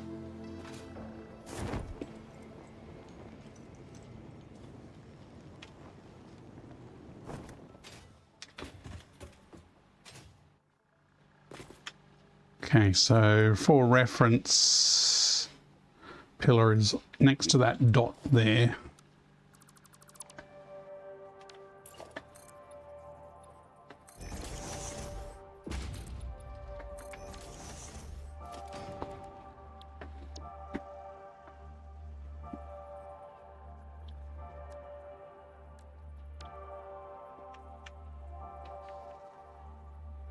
So it was there, but we want to bring it 1 meter this way.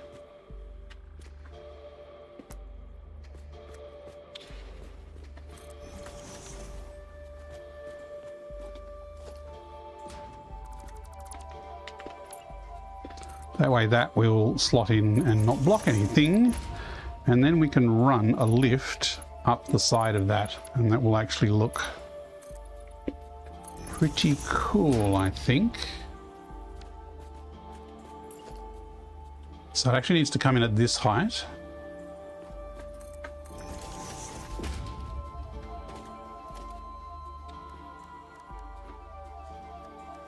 Oops.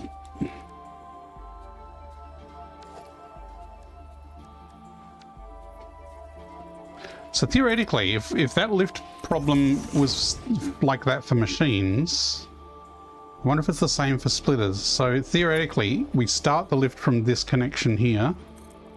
We connect it down to there. If it behaves like the machines, it won't actually work. And I need to rotate it the other way around.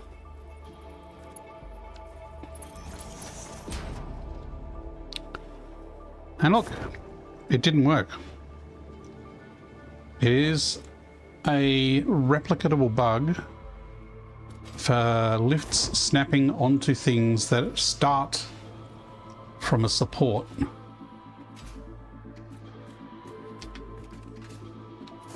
So if I repeat it again, but instead of snapping to this, I have a conveyor.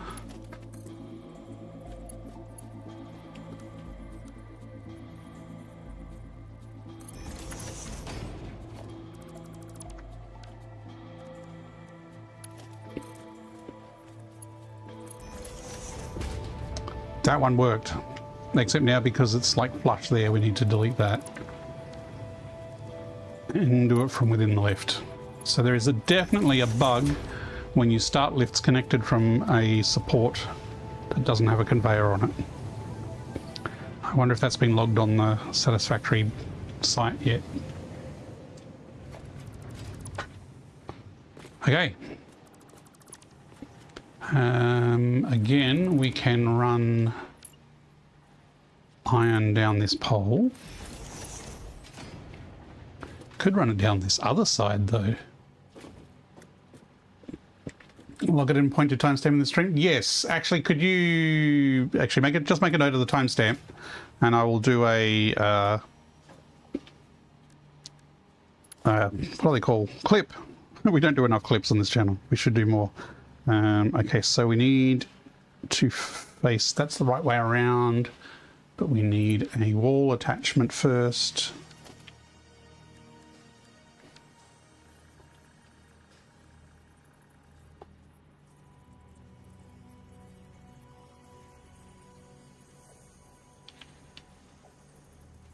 I think that's right.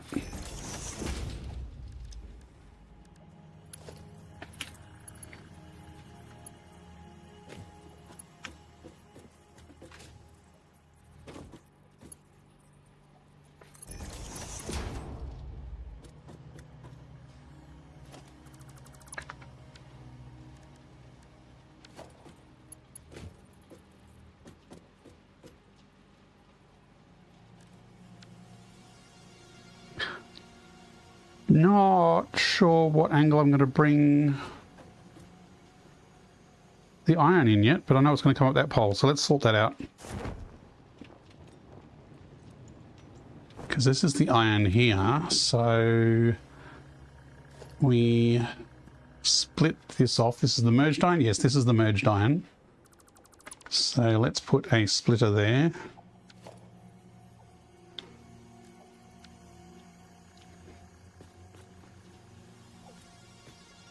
That's going to mess up our lift position. And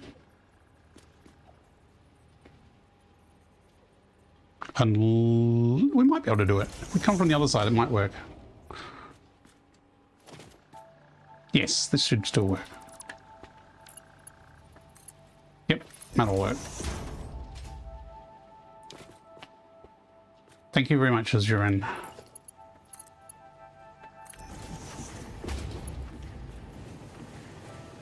And then this can come around to here.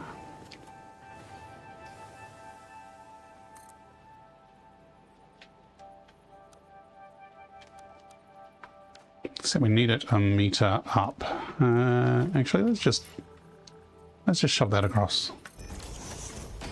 Hello, happy Friday, Justice Guy. How's it going? Happy Friday.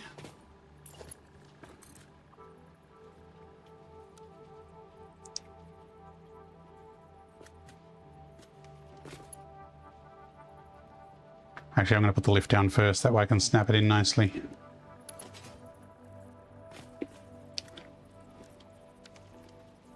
It's going to come input from the bottom.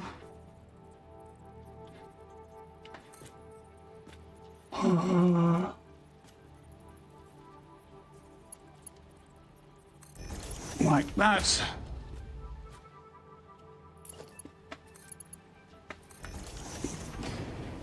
So there's our iron feeding into the blueprint factory.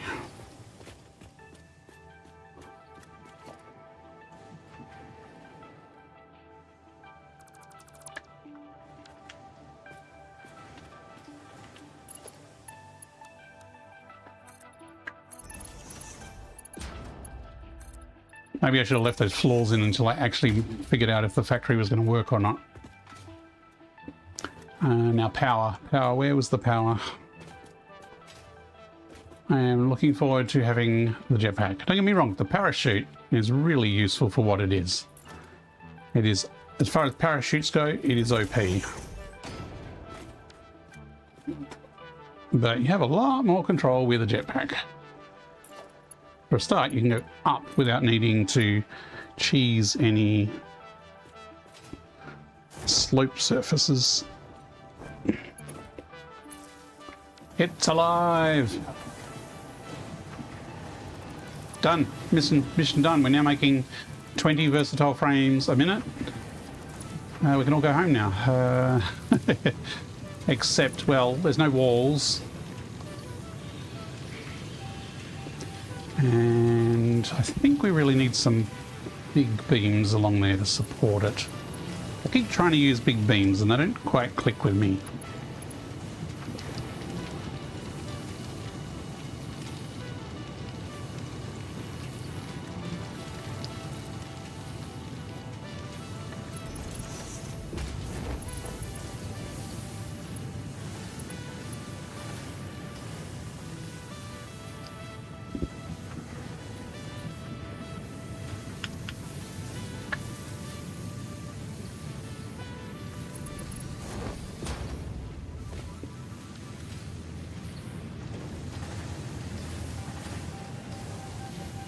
Yeah, I think this set of smelters needs to move that way a little bit.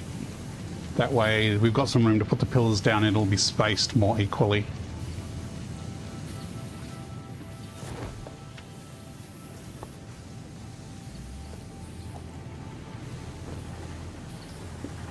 So...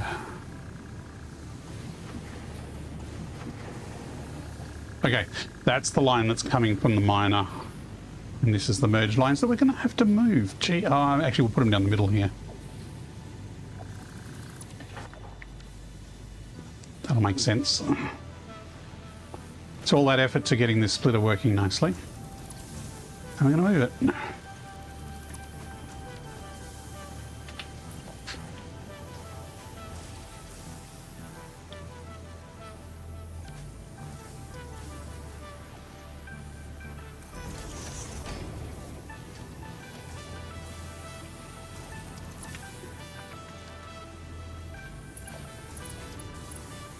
Maybe not.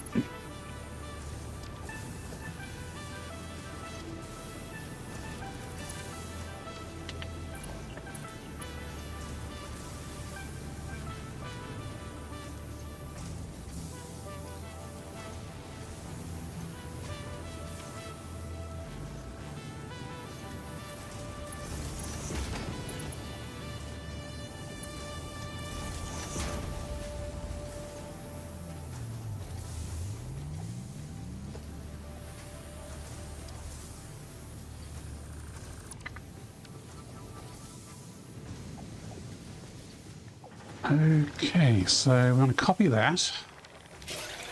Whoa! Holy crap! Heart pump it indeed. Oh my goodness! Okay, so they must be spawning somewhere nearby.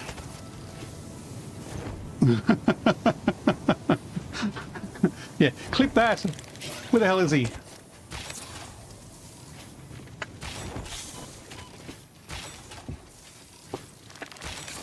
Oh, ow, my goodness, that hurt. Oh. I wonder if he has any friends. Okay, I'm awake. I'm awake. Azure Wren has submitted a request for you to hydrate. How about a cold shower instead? Sure, let me get a drink. I don't have an entry for cold shower. The stream does not have enough break time for me to go and have a cold shower. Alright, I'm just going to have a drink. Thank you. Man, he snuck up on me. He must have jumped from a long way away just to land right next to me. My goodness. Yeah, but that kind of creature, they kind of hang out together. And that is the 8th in this area we've killed, the 3rd tonight. We had 2 other. Look, there's another one over there. See, he has a friend.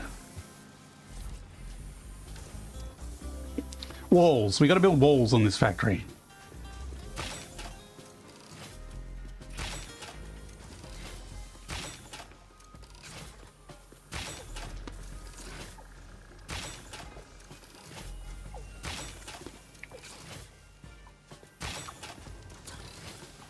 Okay, he wasn't so smart. Didn't get the jump on us. This is the problem. It's like you step 10 meters out of your factory and you're in the wilderness.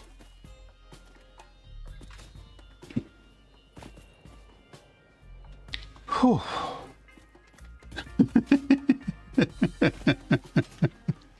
Peaceful factory building game.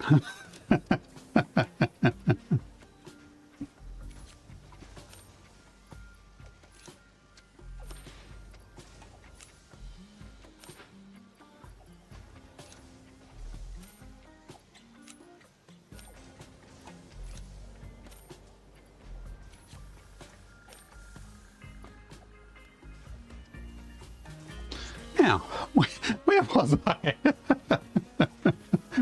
Building smelters.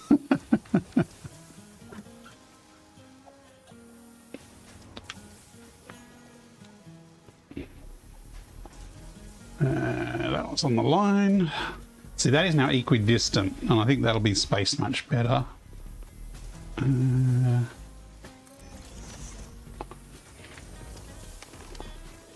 Now we can extend that. Hang on.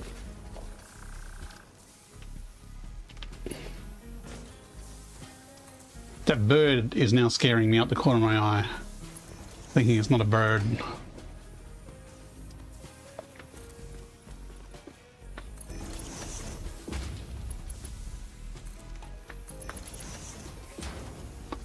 Okay, so there's a nice big fat support pillar across there.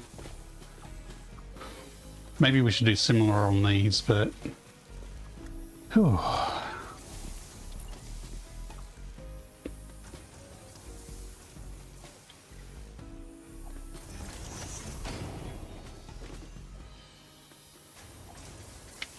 Hang on.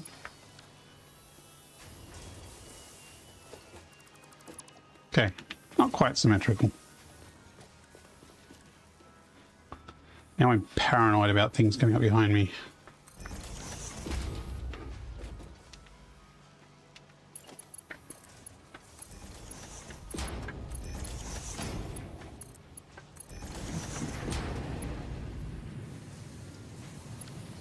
Okay, iron is going that way. Is it going all the way through? Yes, it is. Is it going up the lift? No, it isn't, because we need to put a little in there. Now it's going up into the factory above. This doesn't have power over here. And it also doesn't have iron.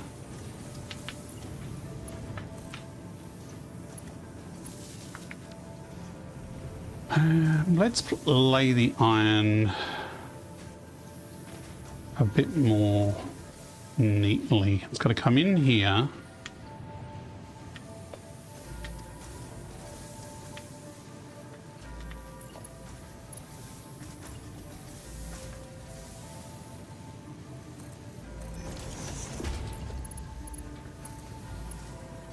Okay, it's not that height.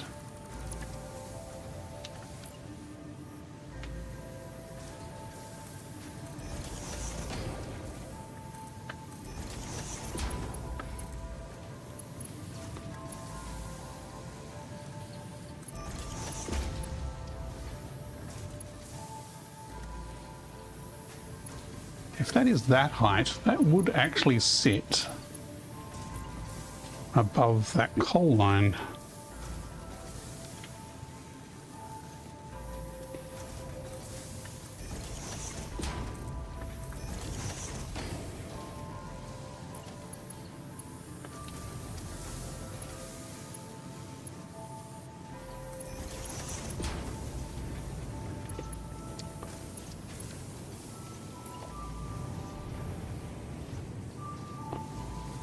Now this is not exactly on the grid. We haven't perfectly lined up to the miner, so it is going to need to have its own snapping point. Oh, no, even that's not going to work. It looks close to the grid, but yeah, you can see it's not quite. There is actually a way of doing this though, and that is to get the miner's grid. So if we get our old friend, the magic road barrier, and we hold down snap, looking at the front of the miner, it will snap to the middle of the miner like that. And you can use that as a point to put a concrete slab in that is exactly lined up with the miner.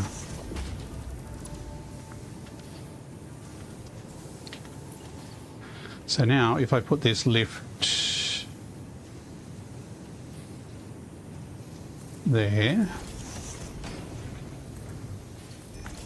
again, if I do the lift from here to the miner, that's going to bug out like we saw with the other ones earlier. So you have to have a conveyor on first.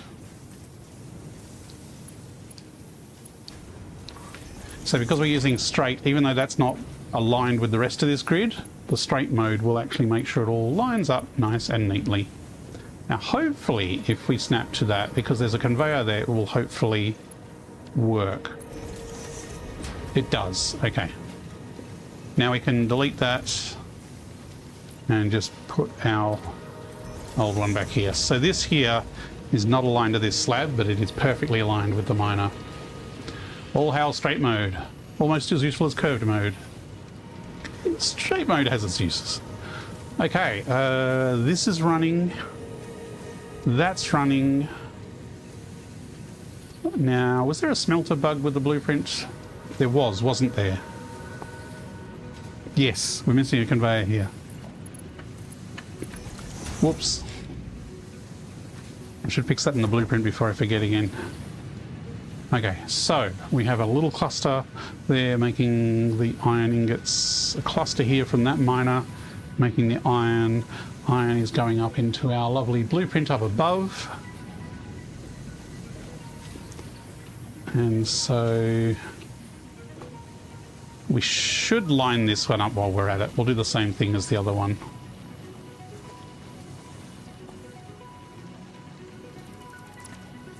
So again, use the road barrier, hold control, and it will snap exactly on the miner.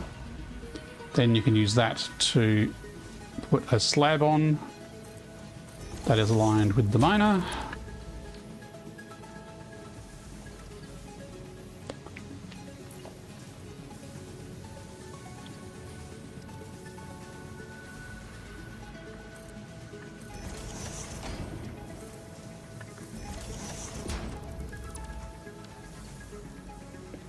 Did I put that there under the assumption that I would need to do this later?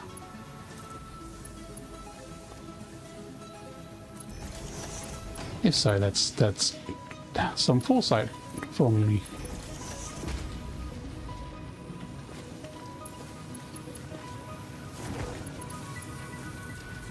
And then this should hopefully right mode snap the whole way.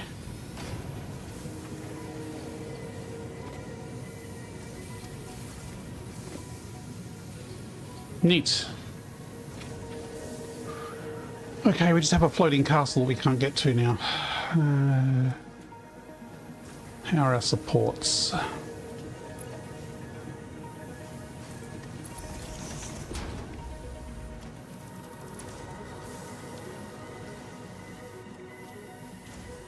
Okay. I think that's all the pillars there are around here. It was painful without the straight belts. It wasn't impossible. There were ways of doing it, but it was very fiddly. Straight mode certainly was a good quality of life change. Okay, so pouring out of this, theoretically, we have versatile frames. Yay! Now, other than the whole architecture thing that needs finishing off, I need to move the space elevator and set up a fancy new home for the space elevator. And I also need to be able to ship these versatile frames from here to the space elevator. And we don't have trains yet, and the space elevator is going to be a long way away, and we don't have drones. So this means trucks. What is the time? 10 o'clock. We can start thinking about trucks because we need to get the stuff from here to a road somewhere, which is up there. So where's a good place for a truck stop that would actually tie in with everything? I'm not going to make fancy roads in this save. My last save had fancy roads. And my last save had no trains. This is going to be a trains playthrough once we unlock them. So I think this is probably the best road in and out. And the fact that it kind of goes near our main base is a good idea, but our... where's the map? I haven't actually mapped where I'm putting the elevator, because it's here-ish.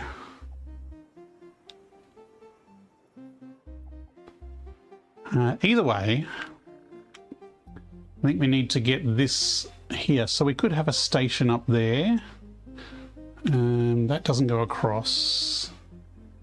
I mean, we could have a station over this side just to be difficult, and then the cars would have to go all the way around there and all the way around the bridge. Or we could have the truck stop on top of this.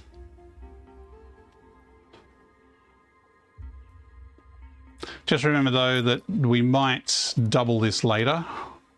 So we got to make sure that the vertical space around those is available.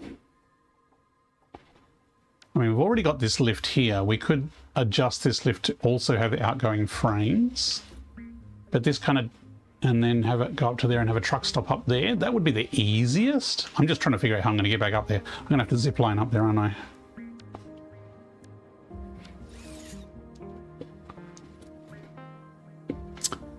Are those yellow? I hope those are yellow because they're full. I think they're full.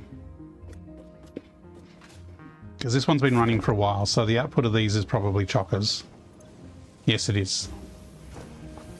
Okay.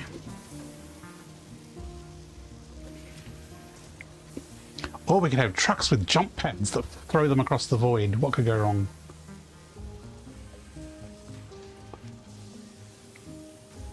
Kind of like maybe a truck stop up there. I don't know how wide that is up there, but let's go check. I believe there are a couple of alpha hogs up there.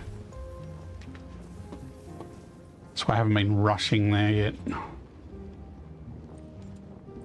But the goal for tonight was to get the rest of the factory functional, which we now have. We have 2 blueprints. Why does that not extend all the way to there? So we have 2 blueprint factories here that each make 10 versatile frames a minute, which means we've got 20 total here. And later on, once we can upgrade everything to Mark III and faster belts, then we can double these heights of these and get 40 per minute through, because this will be project parts that will be useful in later phases. Don't look down.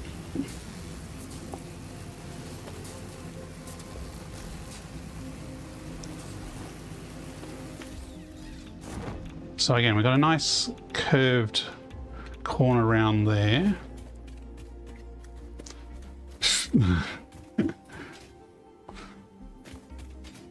And I'd actually like this curved here, so we could actually have a truck stop in the middle and have the trucks drive around the edge. That's the other option, is to make more use of this curve. We could have the truck stop on that.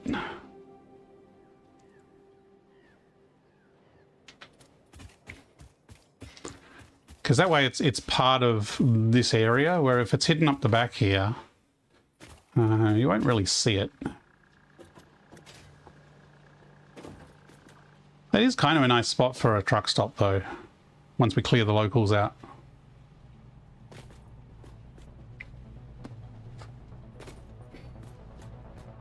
Although this angle here is a bit of a pain for a truck. We'd have to have quite a ramp up to get the truck up here.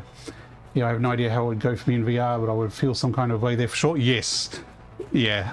Yeah, the void in particular, like at the start of VR, I actually had vertigo from Heinz. And when I first started VR, every single experience had a cliff with no safety rail. And because I get vertigo from heights in real life. And so something like this used to terrify me. I'm mostly acclimated to it now, but the void, I still have my whole stomach lurch whenever I go flying over it. And especially that zip line there, when you're reaching up, it's like if you stuff up that zip line, I mean, you might be able to glide down to over there probably safely, but it's still unsettling.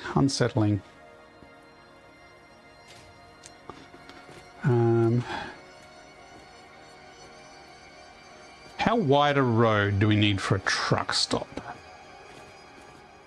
Because if we make this 2 extra wide, you really need 3 if there's trucks going both ways. But it's only 1 truck. It's only going to be 1 truck. This is not a high throughput, so we could just have that across to there. and have a roundabout there with the truck stop in the middle of it, and make that a feature on top there. Never want to play a Star Wars game in VR? Star Wars Squadrons is actually pretty good. That's the space fighting one, and you can usually pick it up like for $5. It goes on special quite often.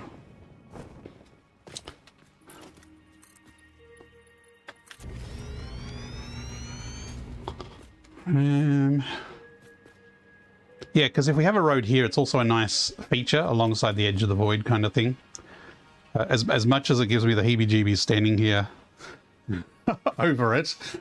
I mean, the other thing is we could manually load a truck because we only need 1,000 of these. The first run we could do manually. We don't have to, and then we could just come back and have a train line, because a train line here, having a train run along the edge there would be cool. And you could just have a single line with a loop line. Stations are huge though, but it would only really need to be a single car station. Excuse me. So maybe I just cheese it this time, because these stack to 50. We've already capped it. These stack to 50, so to get 1,000 is that 200 stacks? No, 20 stacks? No. Man, it's late. My math is hurting. 1,000 divided by 50. 20 stacks. That's not much. How many stacks does the truck have? Yes, Star Wars games do have a lot of verticality and no safety rails. Absolutely. If you're talking about like your Jedi Knight type games.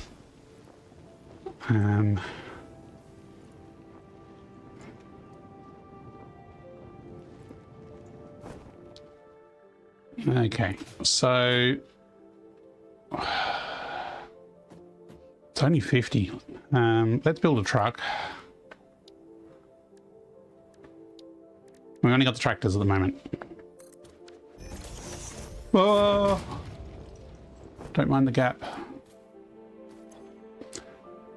1, 2, 3, 4, 5, 6, 7, 8. Yeah, so this is more than 20 here. So we could just do a manual run, fill one truck up with 20 stacks of frames, and we'll just manually do it for this run. And I think that's fine. That's not cheating. I just don't want to go to all the hassle of having a truck line laid if I'm then going to rip it up and put a train line down, because we're unlocking trains soon. So we will need these for later steps, and I will definitely have some sort of automation that will feed them to other factories later on. This truck is not going anywhere. Go away, truck. But for now,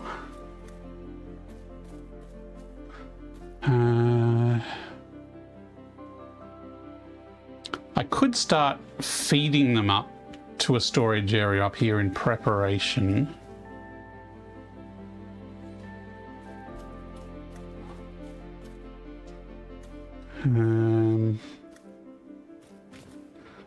Let's at least merge them together.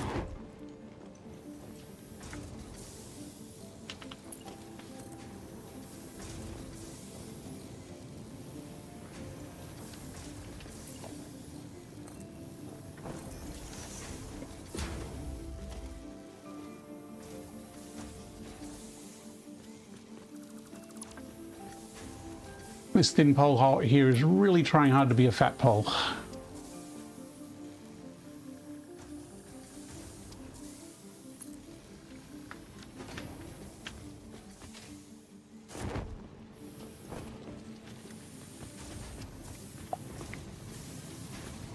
Oh, oh, oh.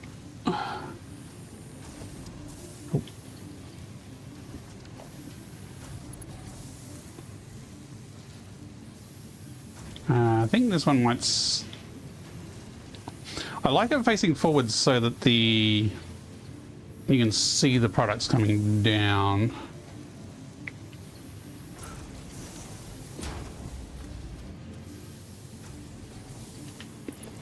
It's just really painful to get them out from that angle, though.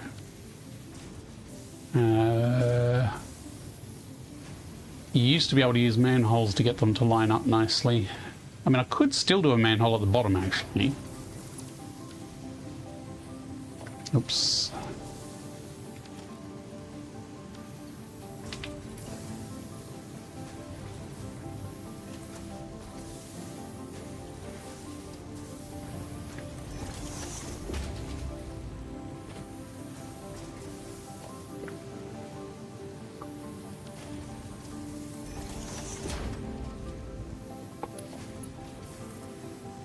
Oh, missed.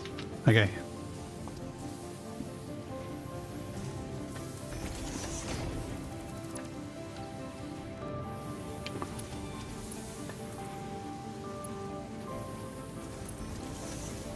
And that way down here, you can just...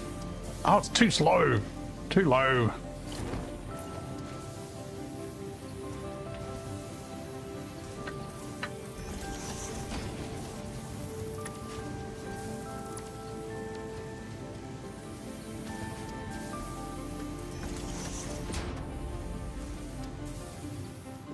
Incoming propaganda broadcast detected. Please seek shelter. An ad break coming in. It did the Uno reverse. Oh, look, it did do the Uno reverse. Ah, you're right.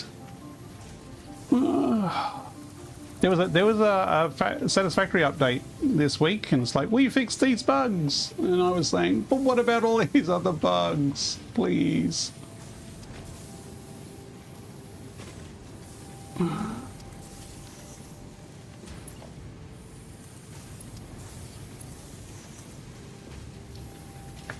If you go hole to hole, then you can pick what direction you want.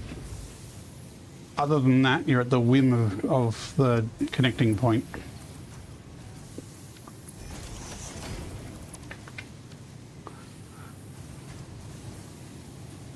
Yeah, it's buggier now than it used to be for orienting the way you want. And I'm not going to fight it tonight. So 2 holes means I have complete control over which direction it's going to go. They fixed the font sizes on Steam Deck though. Yes, that's the thing. They're doing lots of effort on updating Steam Deck, which I guess makes sense because they're working on the console release. You reckon I don't need to do the other hole? I'll try it again then.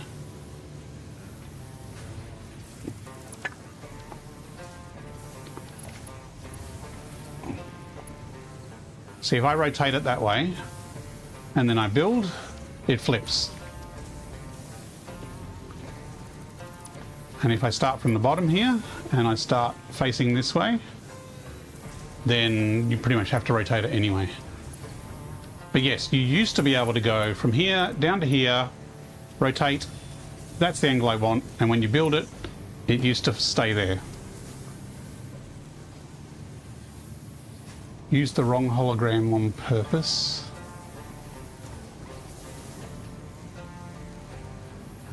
I don't know. What do you mean the wrong hologram?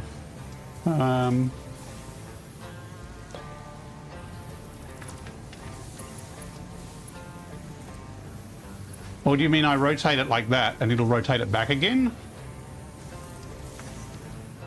Nope.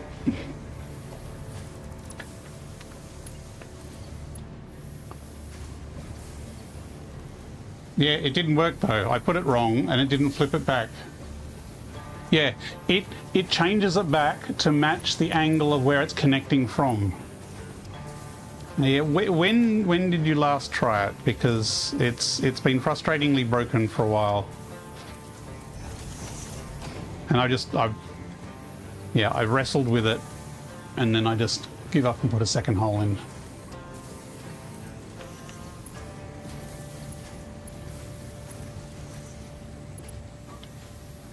And for a lift that tall, I don't mind having 2 holes there, because you still get most of the visible effect of it.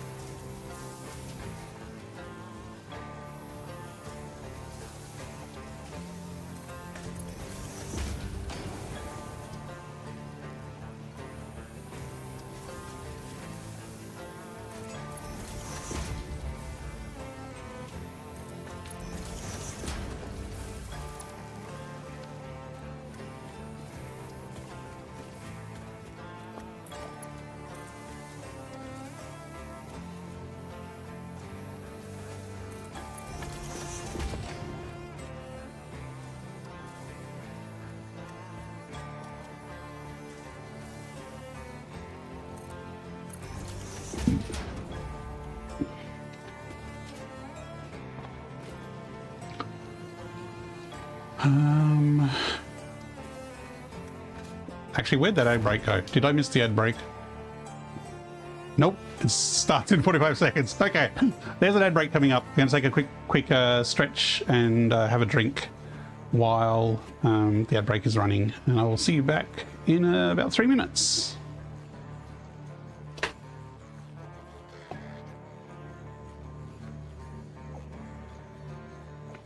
Look lively. It's time to do those stretches and hydrate. And it's daytime, so I shouldn't get jumped by spiders, hopefully.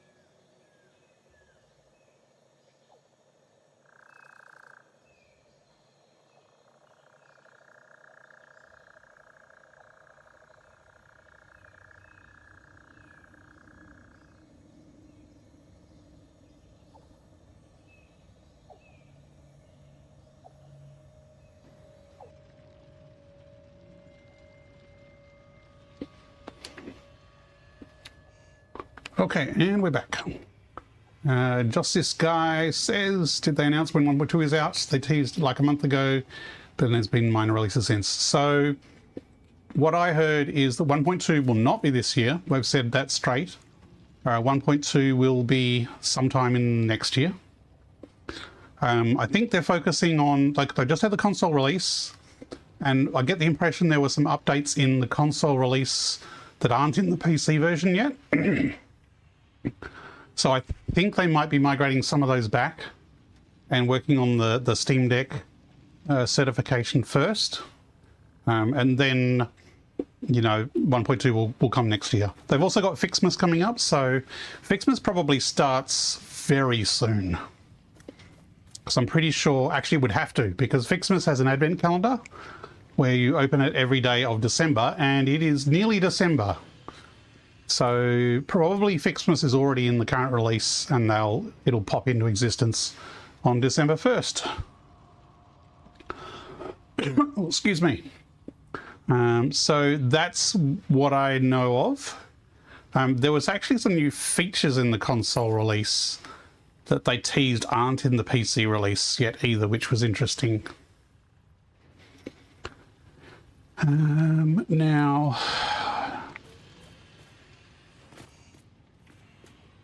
if we're going to have a station up there, I was originally thinking of running it up there, but firstly it'll be a pain in the butt to make this 3 when I work so hard to have the 2 there. And this is kind of the output, so it would be good to have a separate sort of runner for the output. So I might bring something along and up this pole here such that there is an output up the top there. Expect your tree to start operating again soon. I'll be able to put the fairy lights on my new factories. Haha, true, true. I don't know if I will do Fixmas on this save. Because I'm kind of doing a let's play here, and the intent is I'll eventually do edited versions. I'll probably, I mean, I could do some Fixmas episodes, I guess, and just, you know, not include them in the final playthrough. But because I'm so early in the game still, I feel that I might just skip Fixmas at the moment for now. And I'm halfway through Fixmas on my other save, actually. I ran into some problems and didn't finish it. So for December, I might actually... Maybe I'll do this one on Friday night and my other Fixmas save on Saturday night. I might do 2 streams a week for a bit. We'll see how we go. Now, frames are here. I was thinking of putting storage here, but now that I'm thinking about it more, I might put storage up the top and have kind of a little office space at the top. Yeah, maybe I'll make that an office block with the output at it.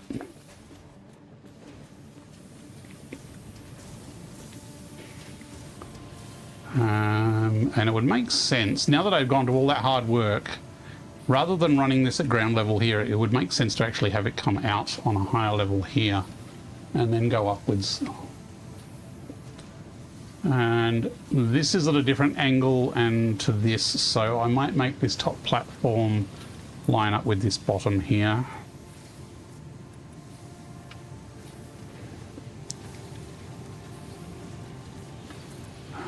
Fine, got that way. So if we have the output go up this line here, and then we can do kind of something at the top there.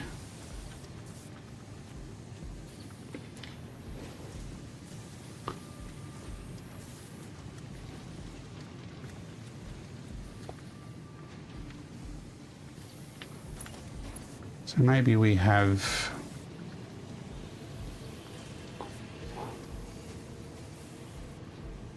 that there. I'll get rid of this. Not that cable, we need that cable. Hello, I said not that cable. Thank you.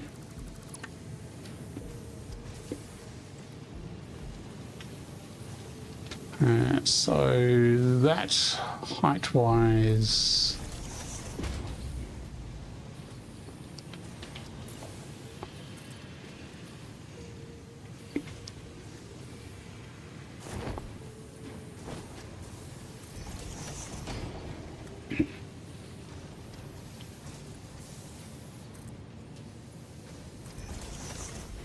okay, Fixmas is a bit of a distraction. Yes, it is. The fairy light power cables are cool. Just so many house in IRL. I bought some lights for my house in real life. I need to figure out where I'm going to put them. Just for inside though, we don't really do the decorating the big outside front of the house thing.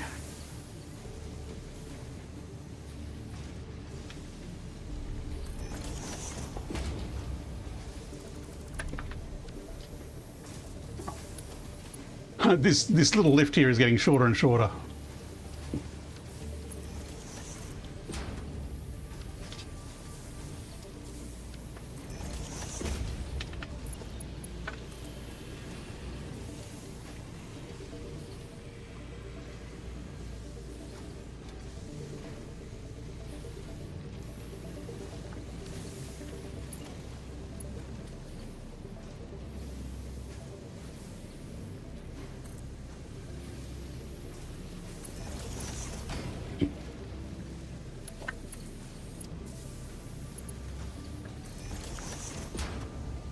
You know what? I still need to bring the others over. Maybe I didn't think this through thoroughly enough. Not getting dark at 4 p.m. No, it is not dark at 4 p.m. Western Australia still goes crazy for Christmas lights because it is summer here, and so because it's quite warm in the evening, there's lots of people making their house super shiny and having competitions about whose suburb looks the best and all that kind of stuff. So yeah, some suburbs and some areas over here take it very seriously.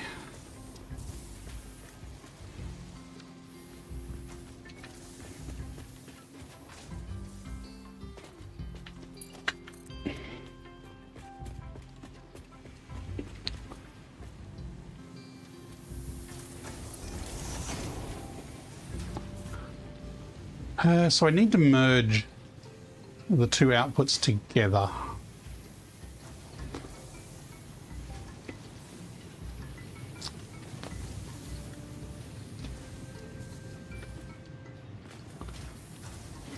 I'm trying to make it this neat rather than have a bit of a tangle of everything. But probably the neatest is to bring this out to here and then up and across here.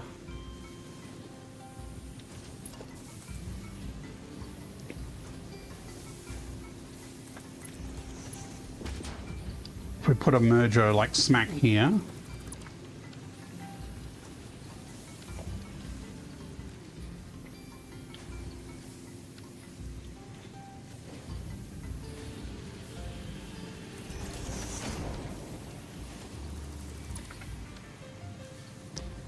and that's easy to just snap on there and run up. And if we have a hole in the top, it doesn't matter how high. Actually, that's pretty high.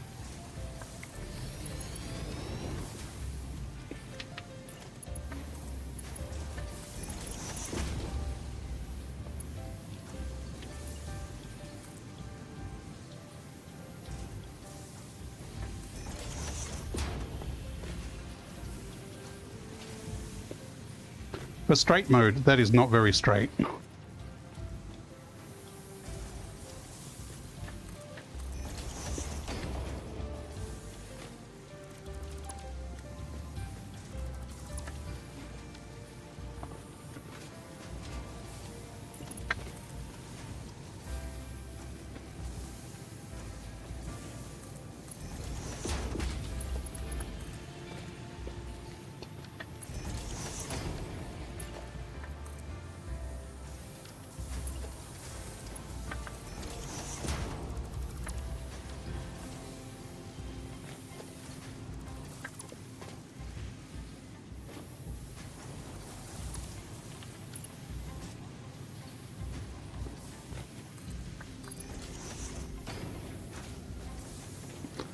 It's a little bit crisscrossy, but that's okay. It's at least neat. It's not spaghetti. We'll have to do some floorings to work around on, which might just make them transparent, like glass floors, so you can see all the logistics humming around below and the factory above. Okay, so we've got our outputs going up to there, so we can head up there and try not to fall in the void.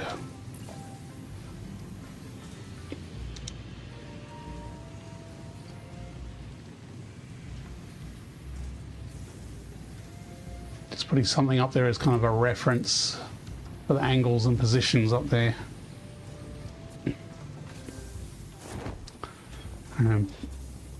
But yeah, just this guy places, some of Australia has daylight savings, which means sometimes it doesn't get dark till like 8 p.m. But they'll still have their lights. I really need a ladder or something there, or a hypertube or a jump pad of some sort. Anything but ziplining across this void. Oh, oh.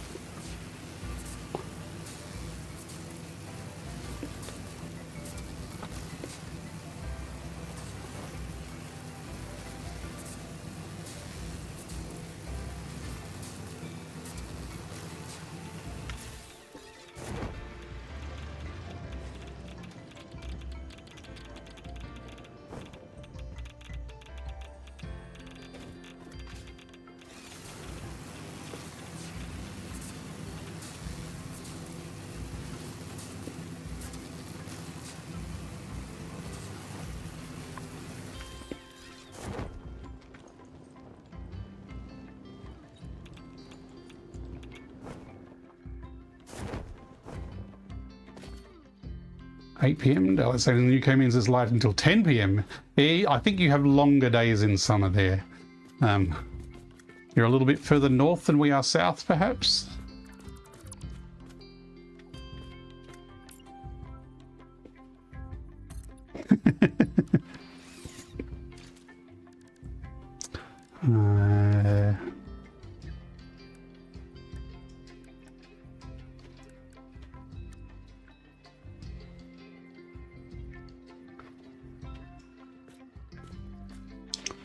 So, trying to find a point to center this on here.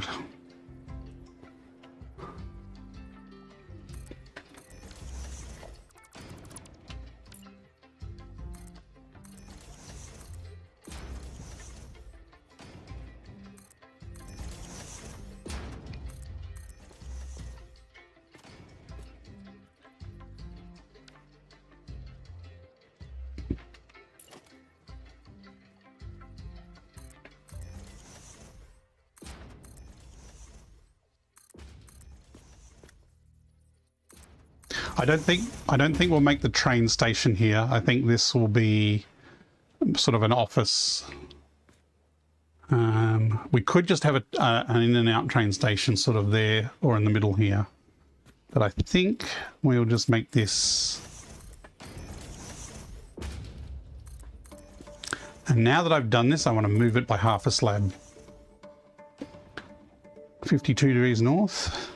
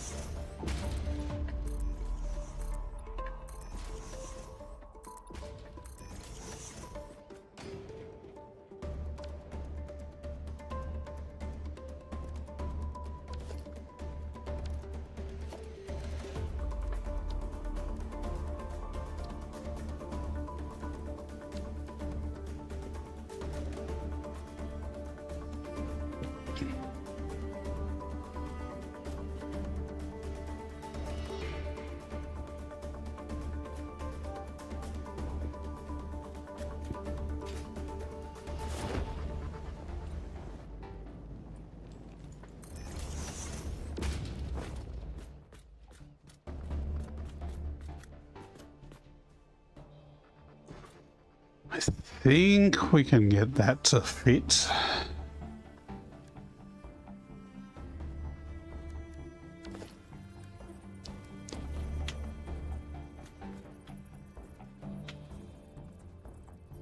Maybe. Or I could move the whole lift over and then it would line up perfectly with the container, and it would also be centered with this kind of office that I'm making. So if we have down below line up with that, then this would just snap straight onto the container.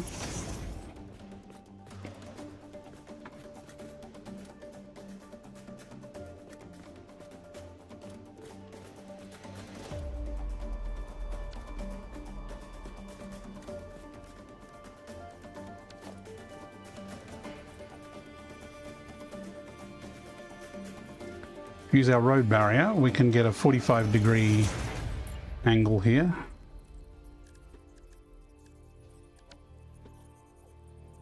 There are triangular bits for corners, but they slope up, so they're not the best for solid foundation type things.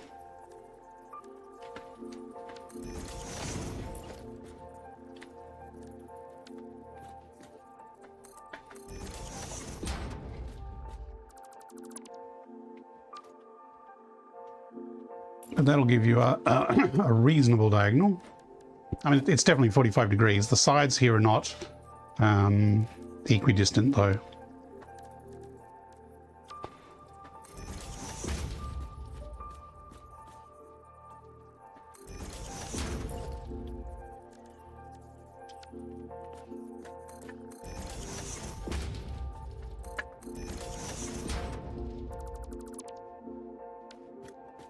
I mean, that is a pretty cool vista.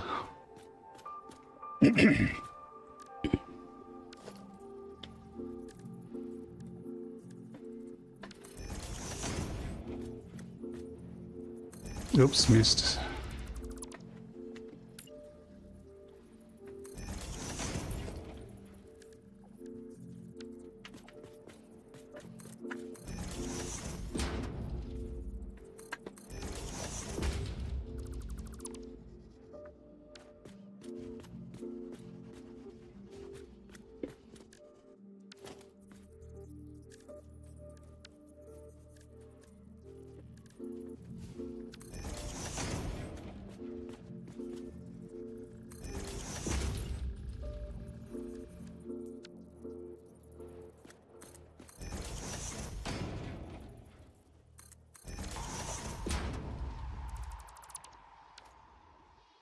Okay, so there's that. And then I was thinking we could raise this up.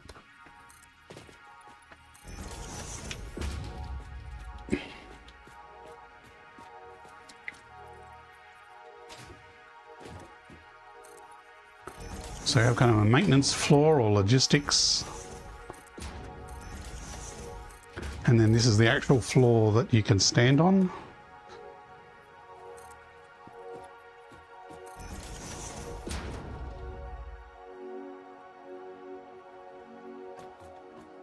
I'll do the corners later. So that way, here's your presentation. You can come up and grab your frames from there. So we'll work with that. We've got a hole in a place. The lift is attached to there. So if we go down the bottom and reposition our lift and bring it up here, we should be able to get everything coming up.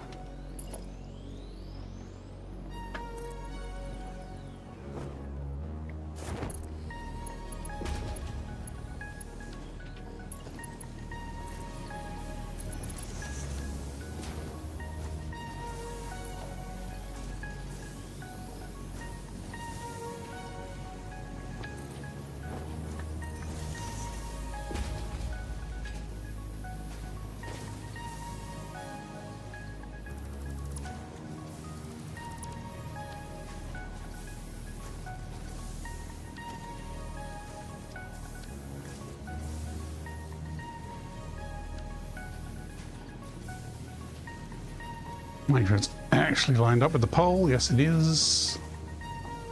And that's lined up with that.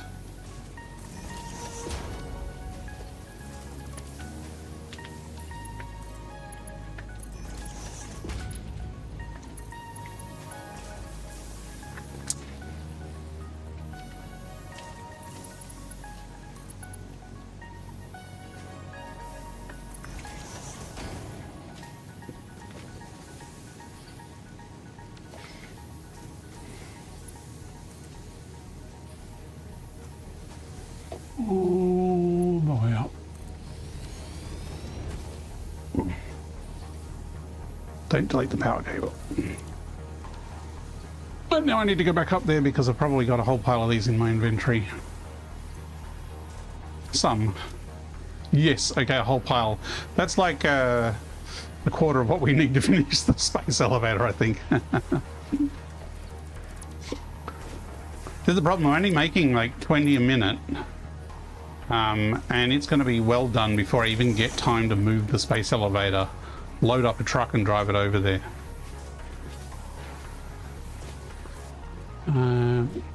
I should have made one of my fancy hypertube lifts to go up and down. You know, we could probably do a basic one here and now. Let's...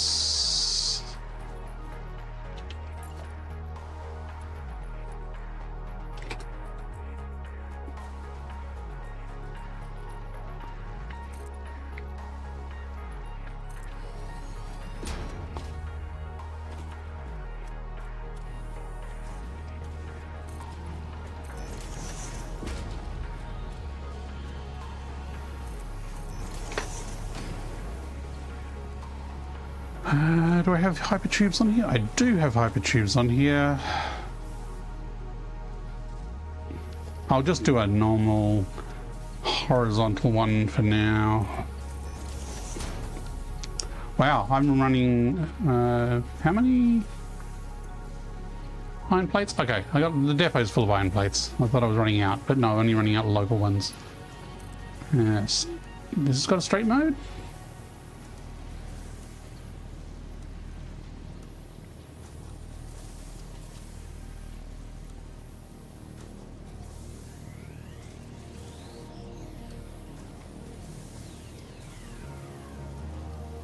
Maybe we should move this out a little bit to give it a bit more space.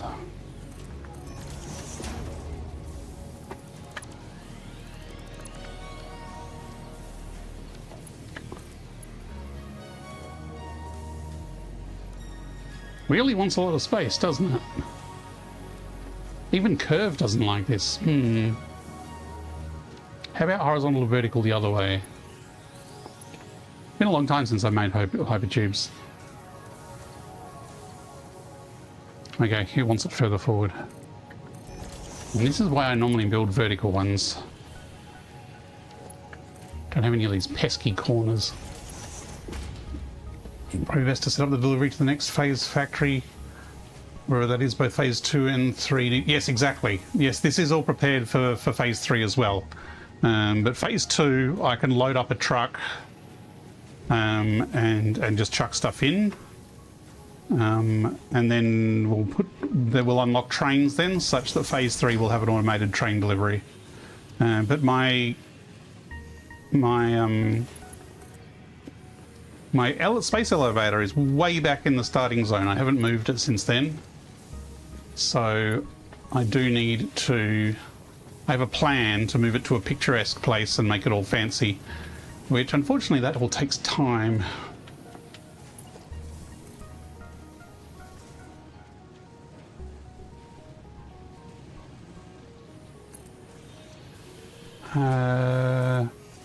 If I do this, what's the worst that can happen?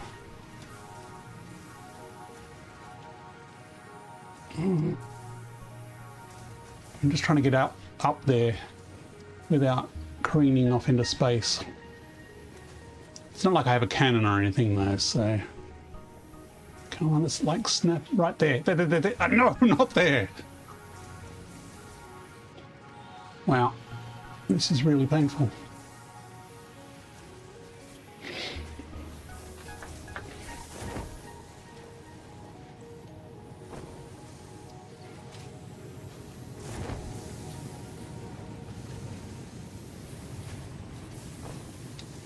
I'm trying at a different angle. Someone put this stupid factory in the way though.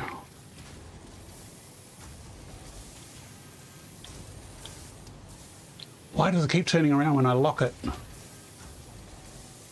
I'll just build it then. If I locked it, it was reversing it, but if I build it, it's in the right place.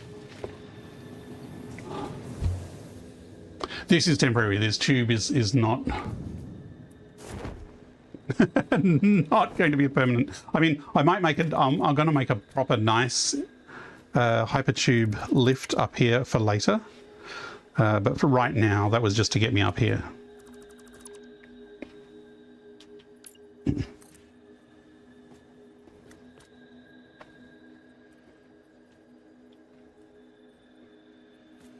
Just as some simple transport at the moment. Just so I don't have to go ziplining across the void every time to get up and down. And I just realised I have no power up here. You have no power.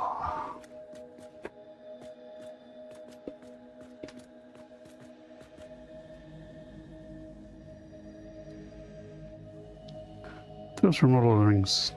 Actually, it was from several things, wasn't it?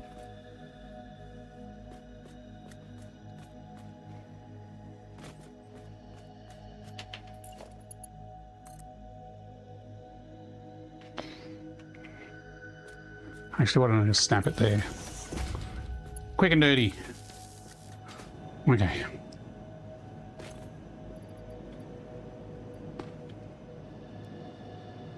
Like, I think we've got nearly enough. Let's see, 1, 2, 3, 4, 5, 6, 8.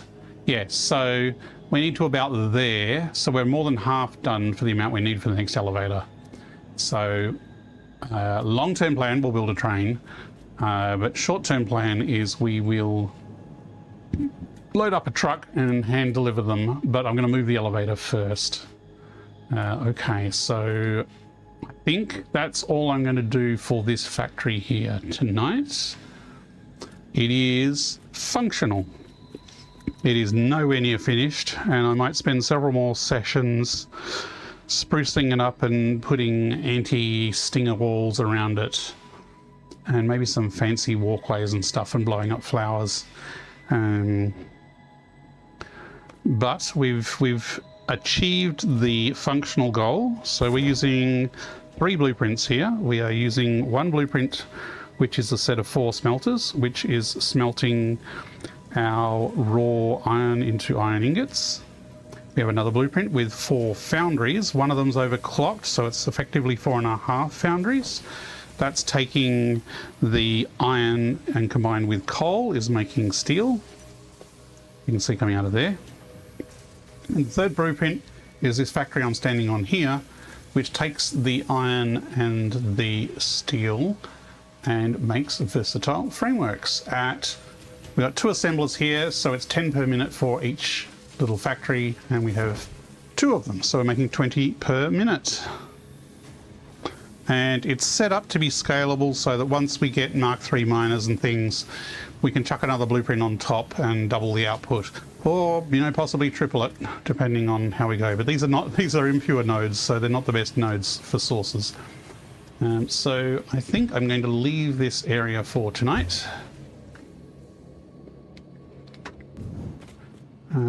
We've got a bit of storage here. We can make a nice office space here with a view. Hopefully no stingers will jump us from above. And we have our nice curved intake of coal, which is coming in over the void, which is really freaky to run this fast along the edge, even though I'm not right on the edge. So again, we'll put don't move my hand. I start swaying from side to side.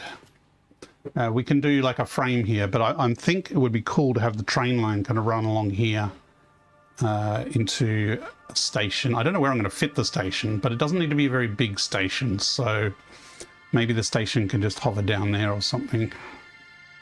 Or maybe I'll run the train on the top. I don't know. Or maybe we run the train all the way around that thing and pull up somewhere.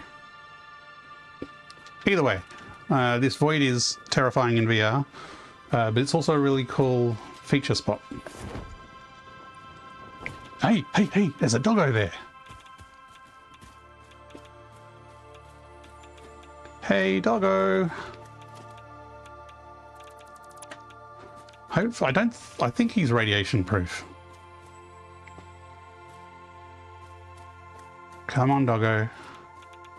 Hey. Yes, me. Have some berries.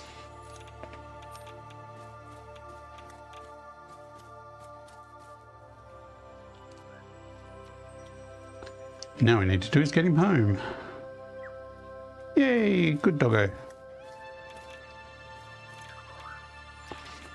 Okay, let's come out of the radiation, because I'm not radiation proof.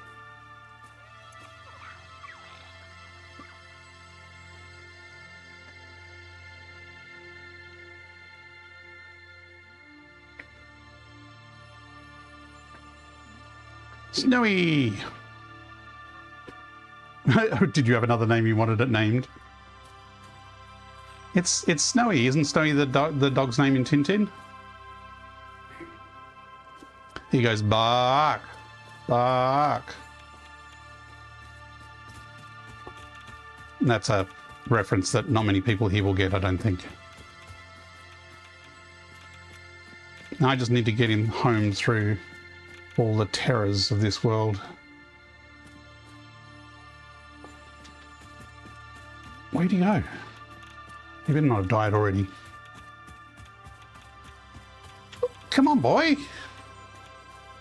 He just likes hanging out in the radiation, doesn't he? Come on. Come on, Snowy.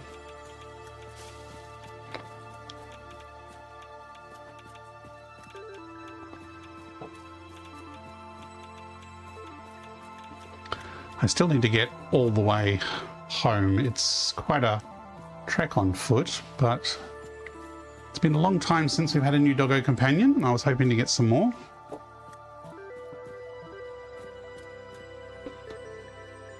It's not snowy in French. I wouldn't be surprised. Pretty sure it was snowy in the English Tintins.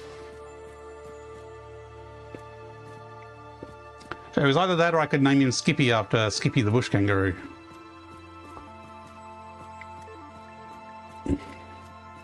Come on, come on. I'm going to walk backwards into something, aren't I? Keep going.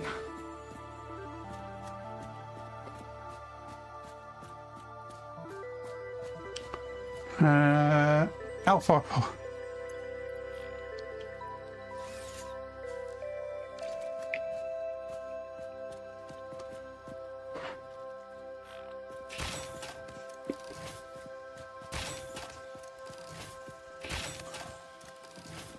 Yeah, these guys I'm not too worried about.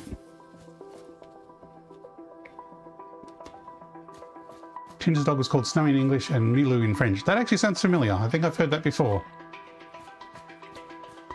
Maybe I have another doggo called Milou.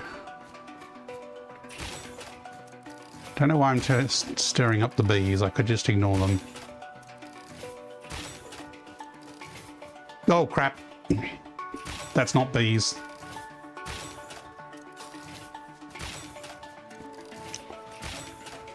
Luckily, he's blind.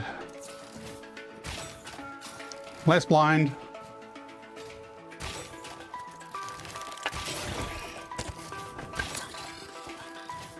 Phew. You okay, boy? Bobby? I'm going to save the game because, yeah, it's just to save. I just have been after a doggo for a while and I'm safe. I'm not. But there are hazards out here that could come to a poor chap like that.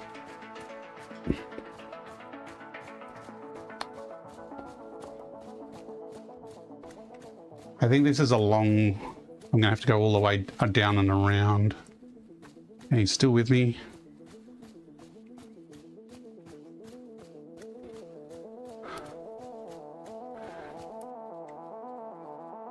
Going that way might be safer than cutting through the cave-like area.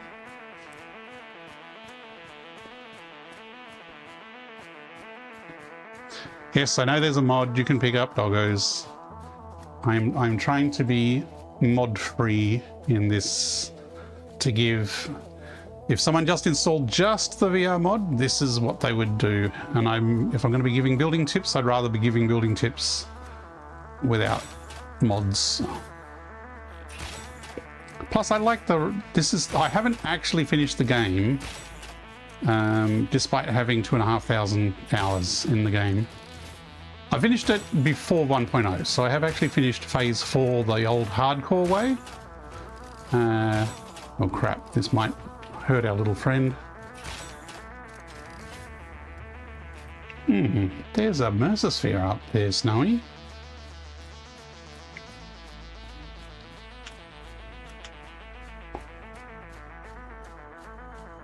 That's the one.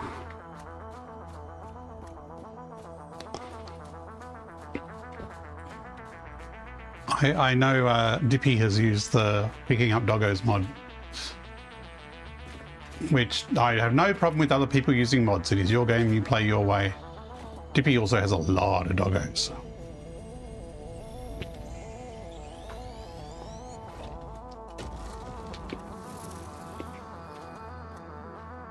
Come on, boy. Let's go.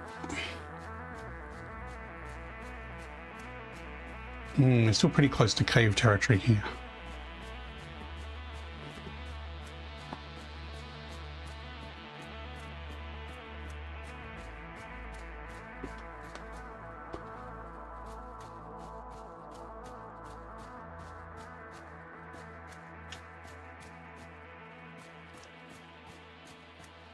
Oh, don't fall over backwards.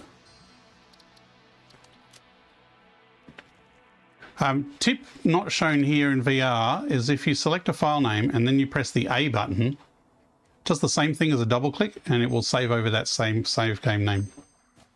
Because you can't double click by pressing the trigger twice. Pressing A is the equivalent of a double click.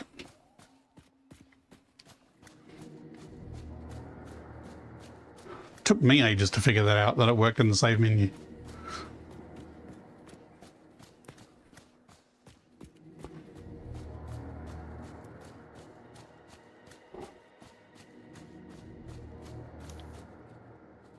Come on, boy. Don't think there's a way up there. I really should build a staircase up there leading to the other base. Can you get up that way? I think it's not for doggo suitable paths. Oh, that's a lot of boars. Many only little ones. Come on, Snowy.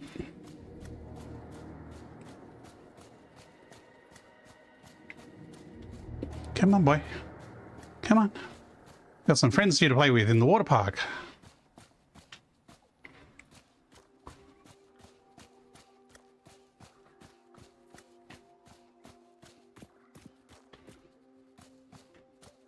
He's doing pretty good so far. He hasn't got caught on a little twig or anything yet. I spoke too soon, didn't I? Come on, come on, come on.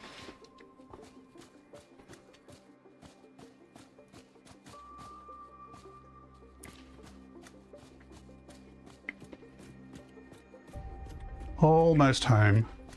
Almost home. Come on.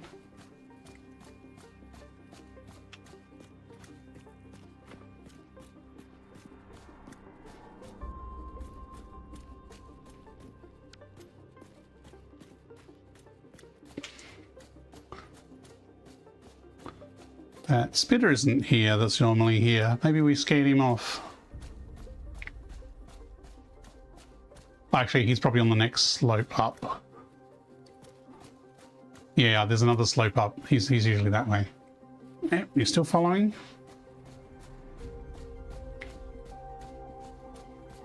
I really need to spruce my concrete factory up a bit more. Come on.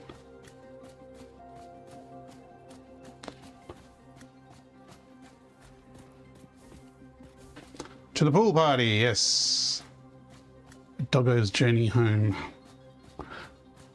What I would like is a mod that you can make them in a sidecar in your vehicle, so you could have them sitting on the bonnet or something. That would be cool.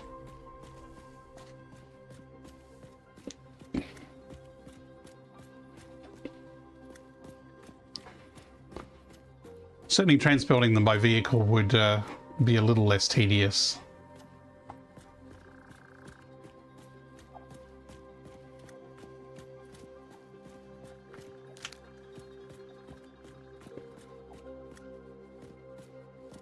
They used to follow vehicles pretty well, but I've not had much luck with trying to lead doggos by vehicle. I think they changed it a bit.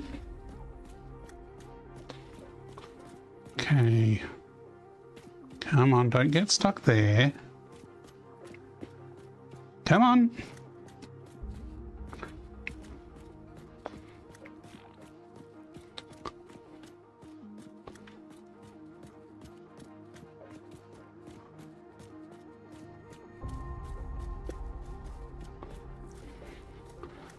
Okay, that spitter is not here. Maybe all the power lines have scared it off.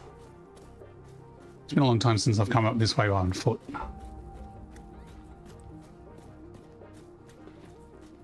Here we go. We can see the blueprint there. I left the actual blueprint factory on it.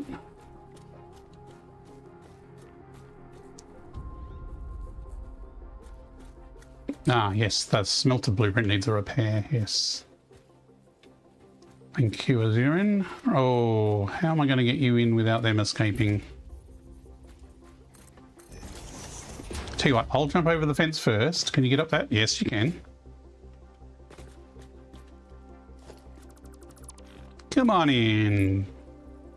and then you'll be trapped forever.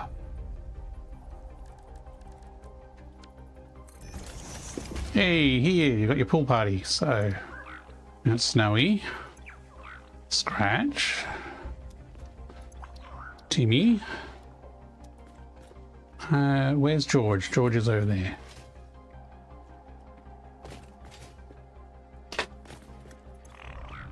Oh yeah, George. Could have done it with steel beams earlier. I ran out.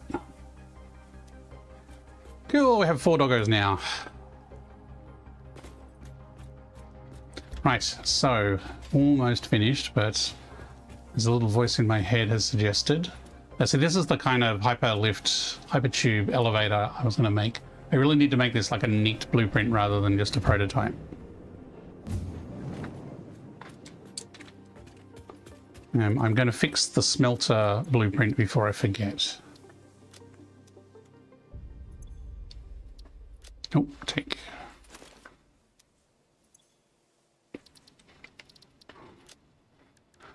Production smelters ×2. Oh, I thought there was a ×4. Let me guess, it's not in the right place. It's not in the right place.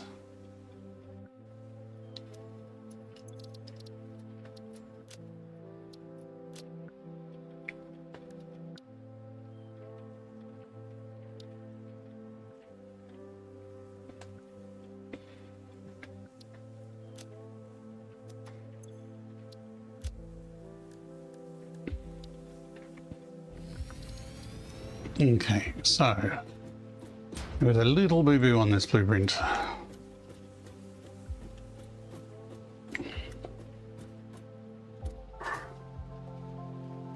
I kind of forgot to connect them together.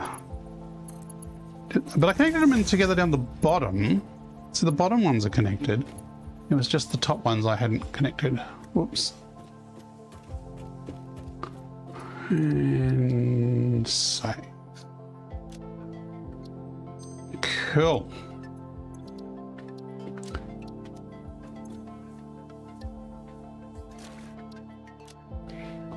I need to fix the bug where blueprints open with the directory reset. Yes, yeah, it's even if it gets to the point where even you can't set the directory and therefore it will set in the wrong place as well. It just seems to keep defaulting to it. And that's a bug that's been there, I swear, since before update 8. And it's still there. And yes, it still catches me out. Okay, cool. Well, thank you very much everyone for watching. I'm going to leave it here for now. Because it is, what is the time? It is 11 o'clock. So yes, I did have a late start. But we had a fairly productive session. We actually got the production finished we wanted to. Still needed a whole pile of architecture though. I am busy tomorrow night. I'm going out to a concert, going to see The Living End. So I won't be streaming tomorrow, but hopefully I'll be streaming next Friday, and hopefully I'll start earlier. Today was really busy, and I have a new graphics card. So this was a dry run of my new 5080 graphics card. It's running much better. It is much smoother. Still getting some frame drops though, so I think I need to tune and tweak some things, but it is a lot less noticeable on the Jaggies at least. So a new toy to play with, but I've just literally shoved it in, installed the drivers, and then I've gone on stream. So and then I've cranked the resolution up a bit, so it is sharper than I normally play on, and it is a smoother frame rate, and hopefully it is looking smoother in the stream as well. Yellow Swag, thank you very much. Good night. Good night, Just This Guy, and everyone else who's been hanging out. For those on Twitch, I will see if there's anyone to raid, so just give me a minute. But other than that, thank you very much all, and I will see you in the next stream. Actually, let me save the game first. Save the game.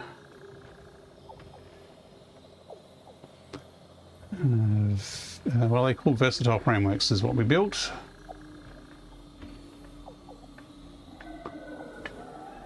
She's really slow typing on a VR keyboard.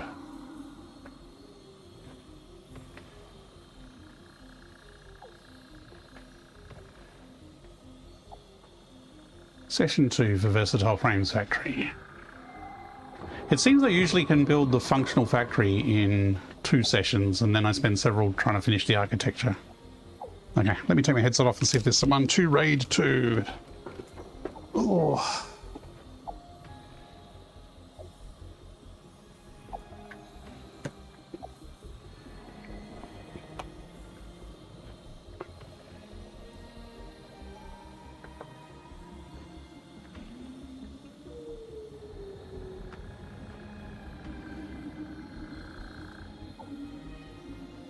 Just loading up.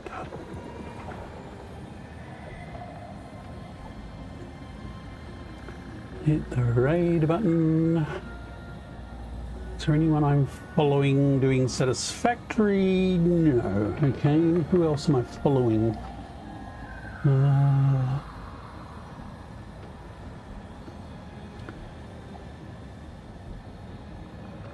Alright, Bits is on, but he's playing Kingdom Come Deliverance 2. Actually, DC1 is playing No Man's Sky, and No Man's Sky is sort of the other game in stream, so I think we're going to raid DC1. DC1 is a very active person in the Satisfactory community, so if you don't know, he organises a lot of community events. So say hello, and I hope you all have a great rest of the evening. I'll catch you later.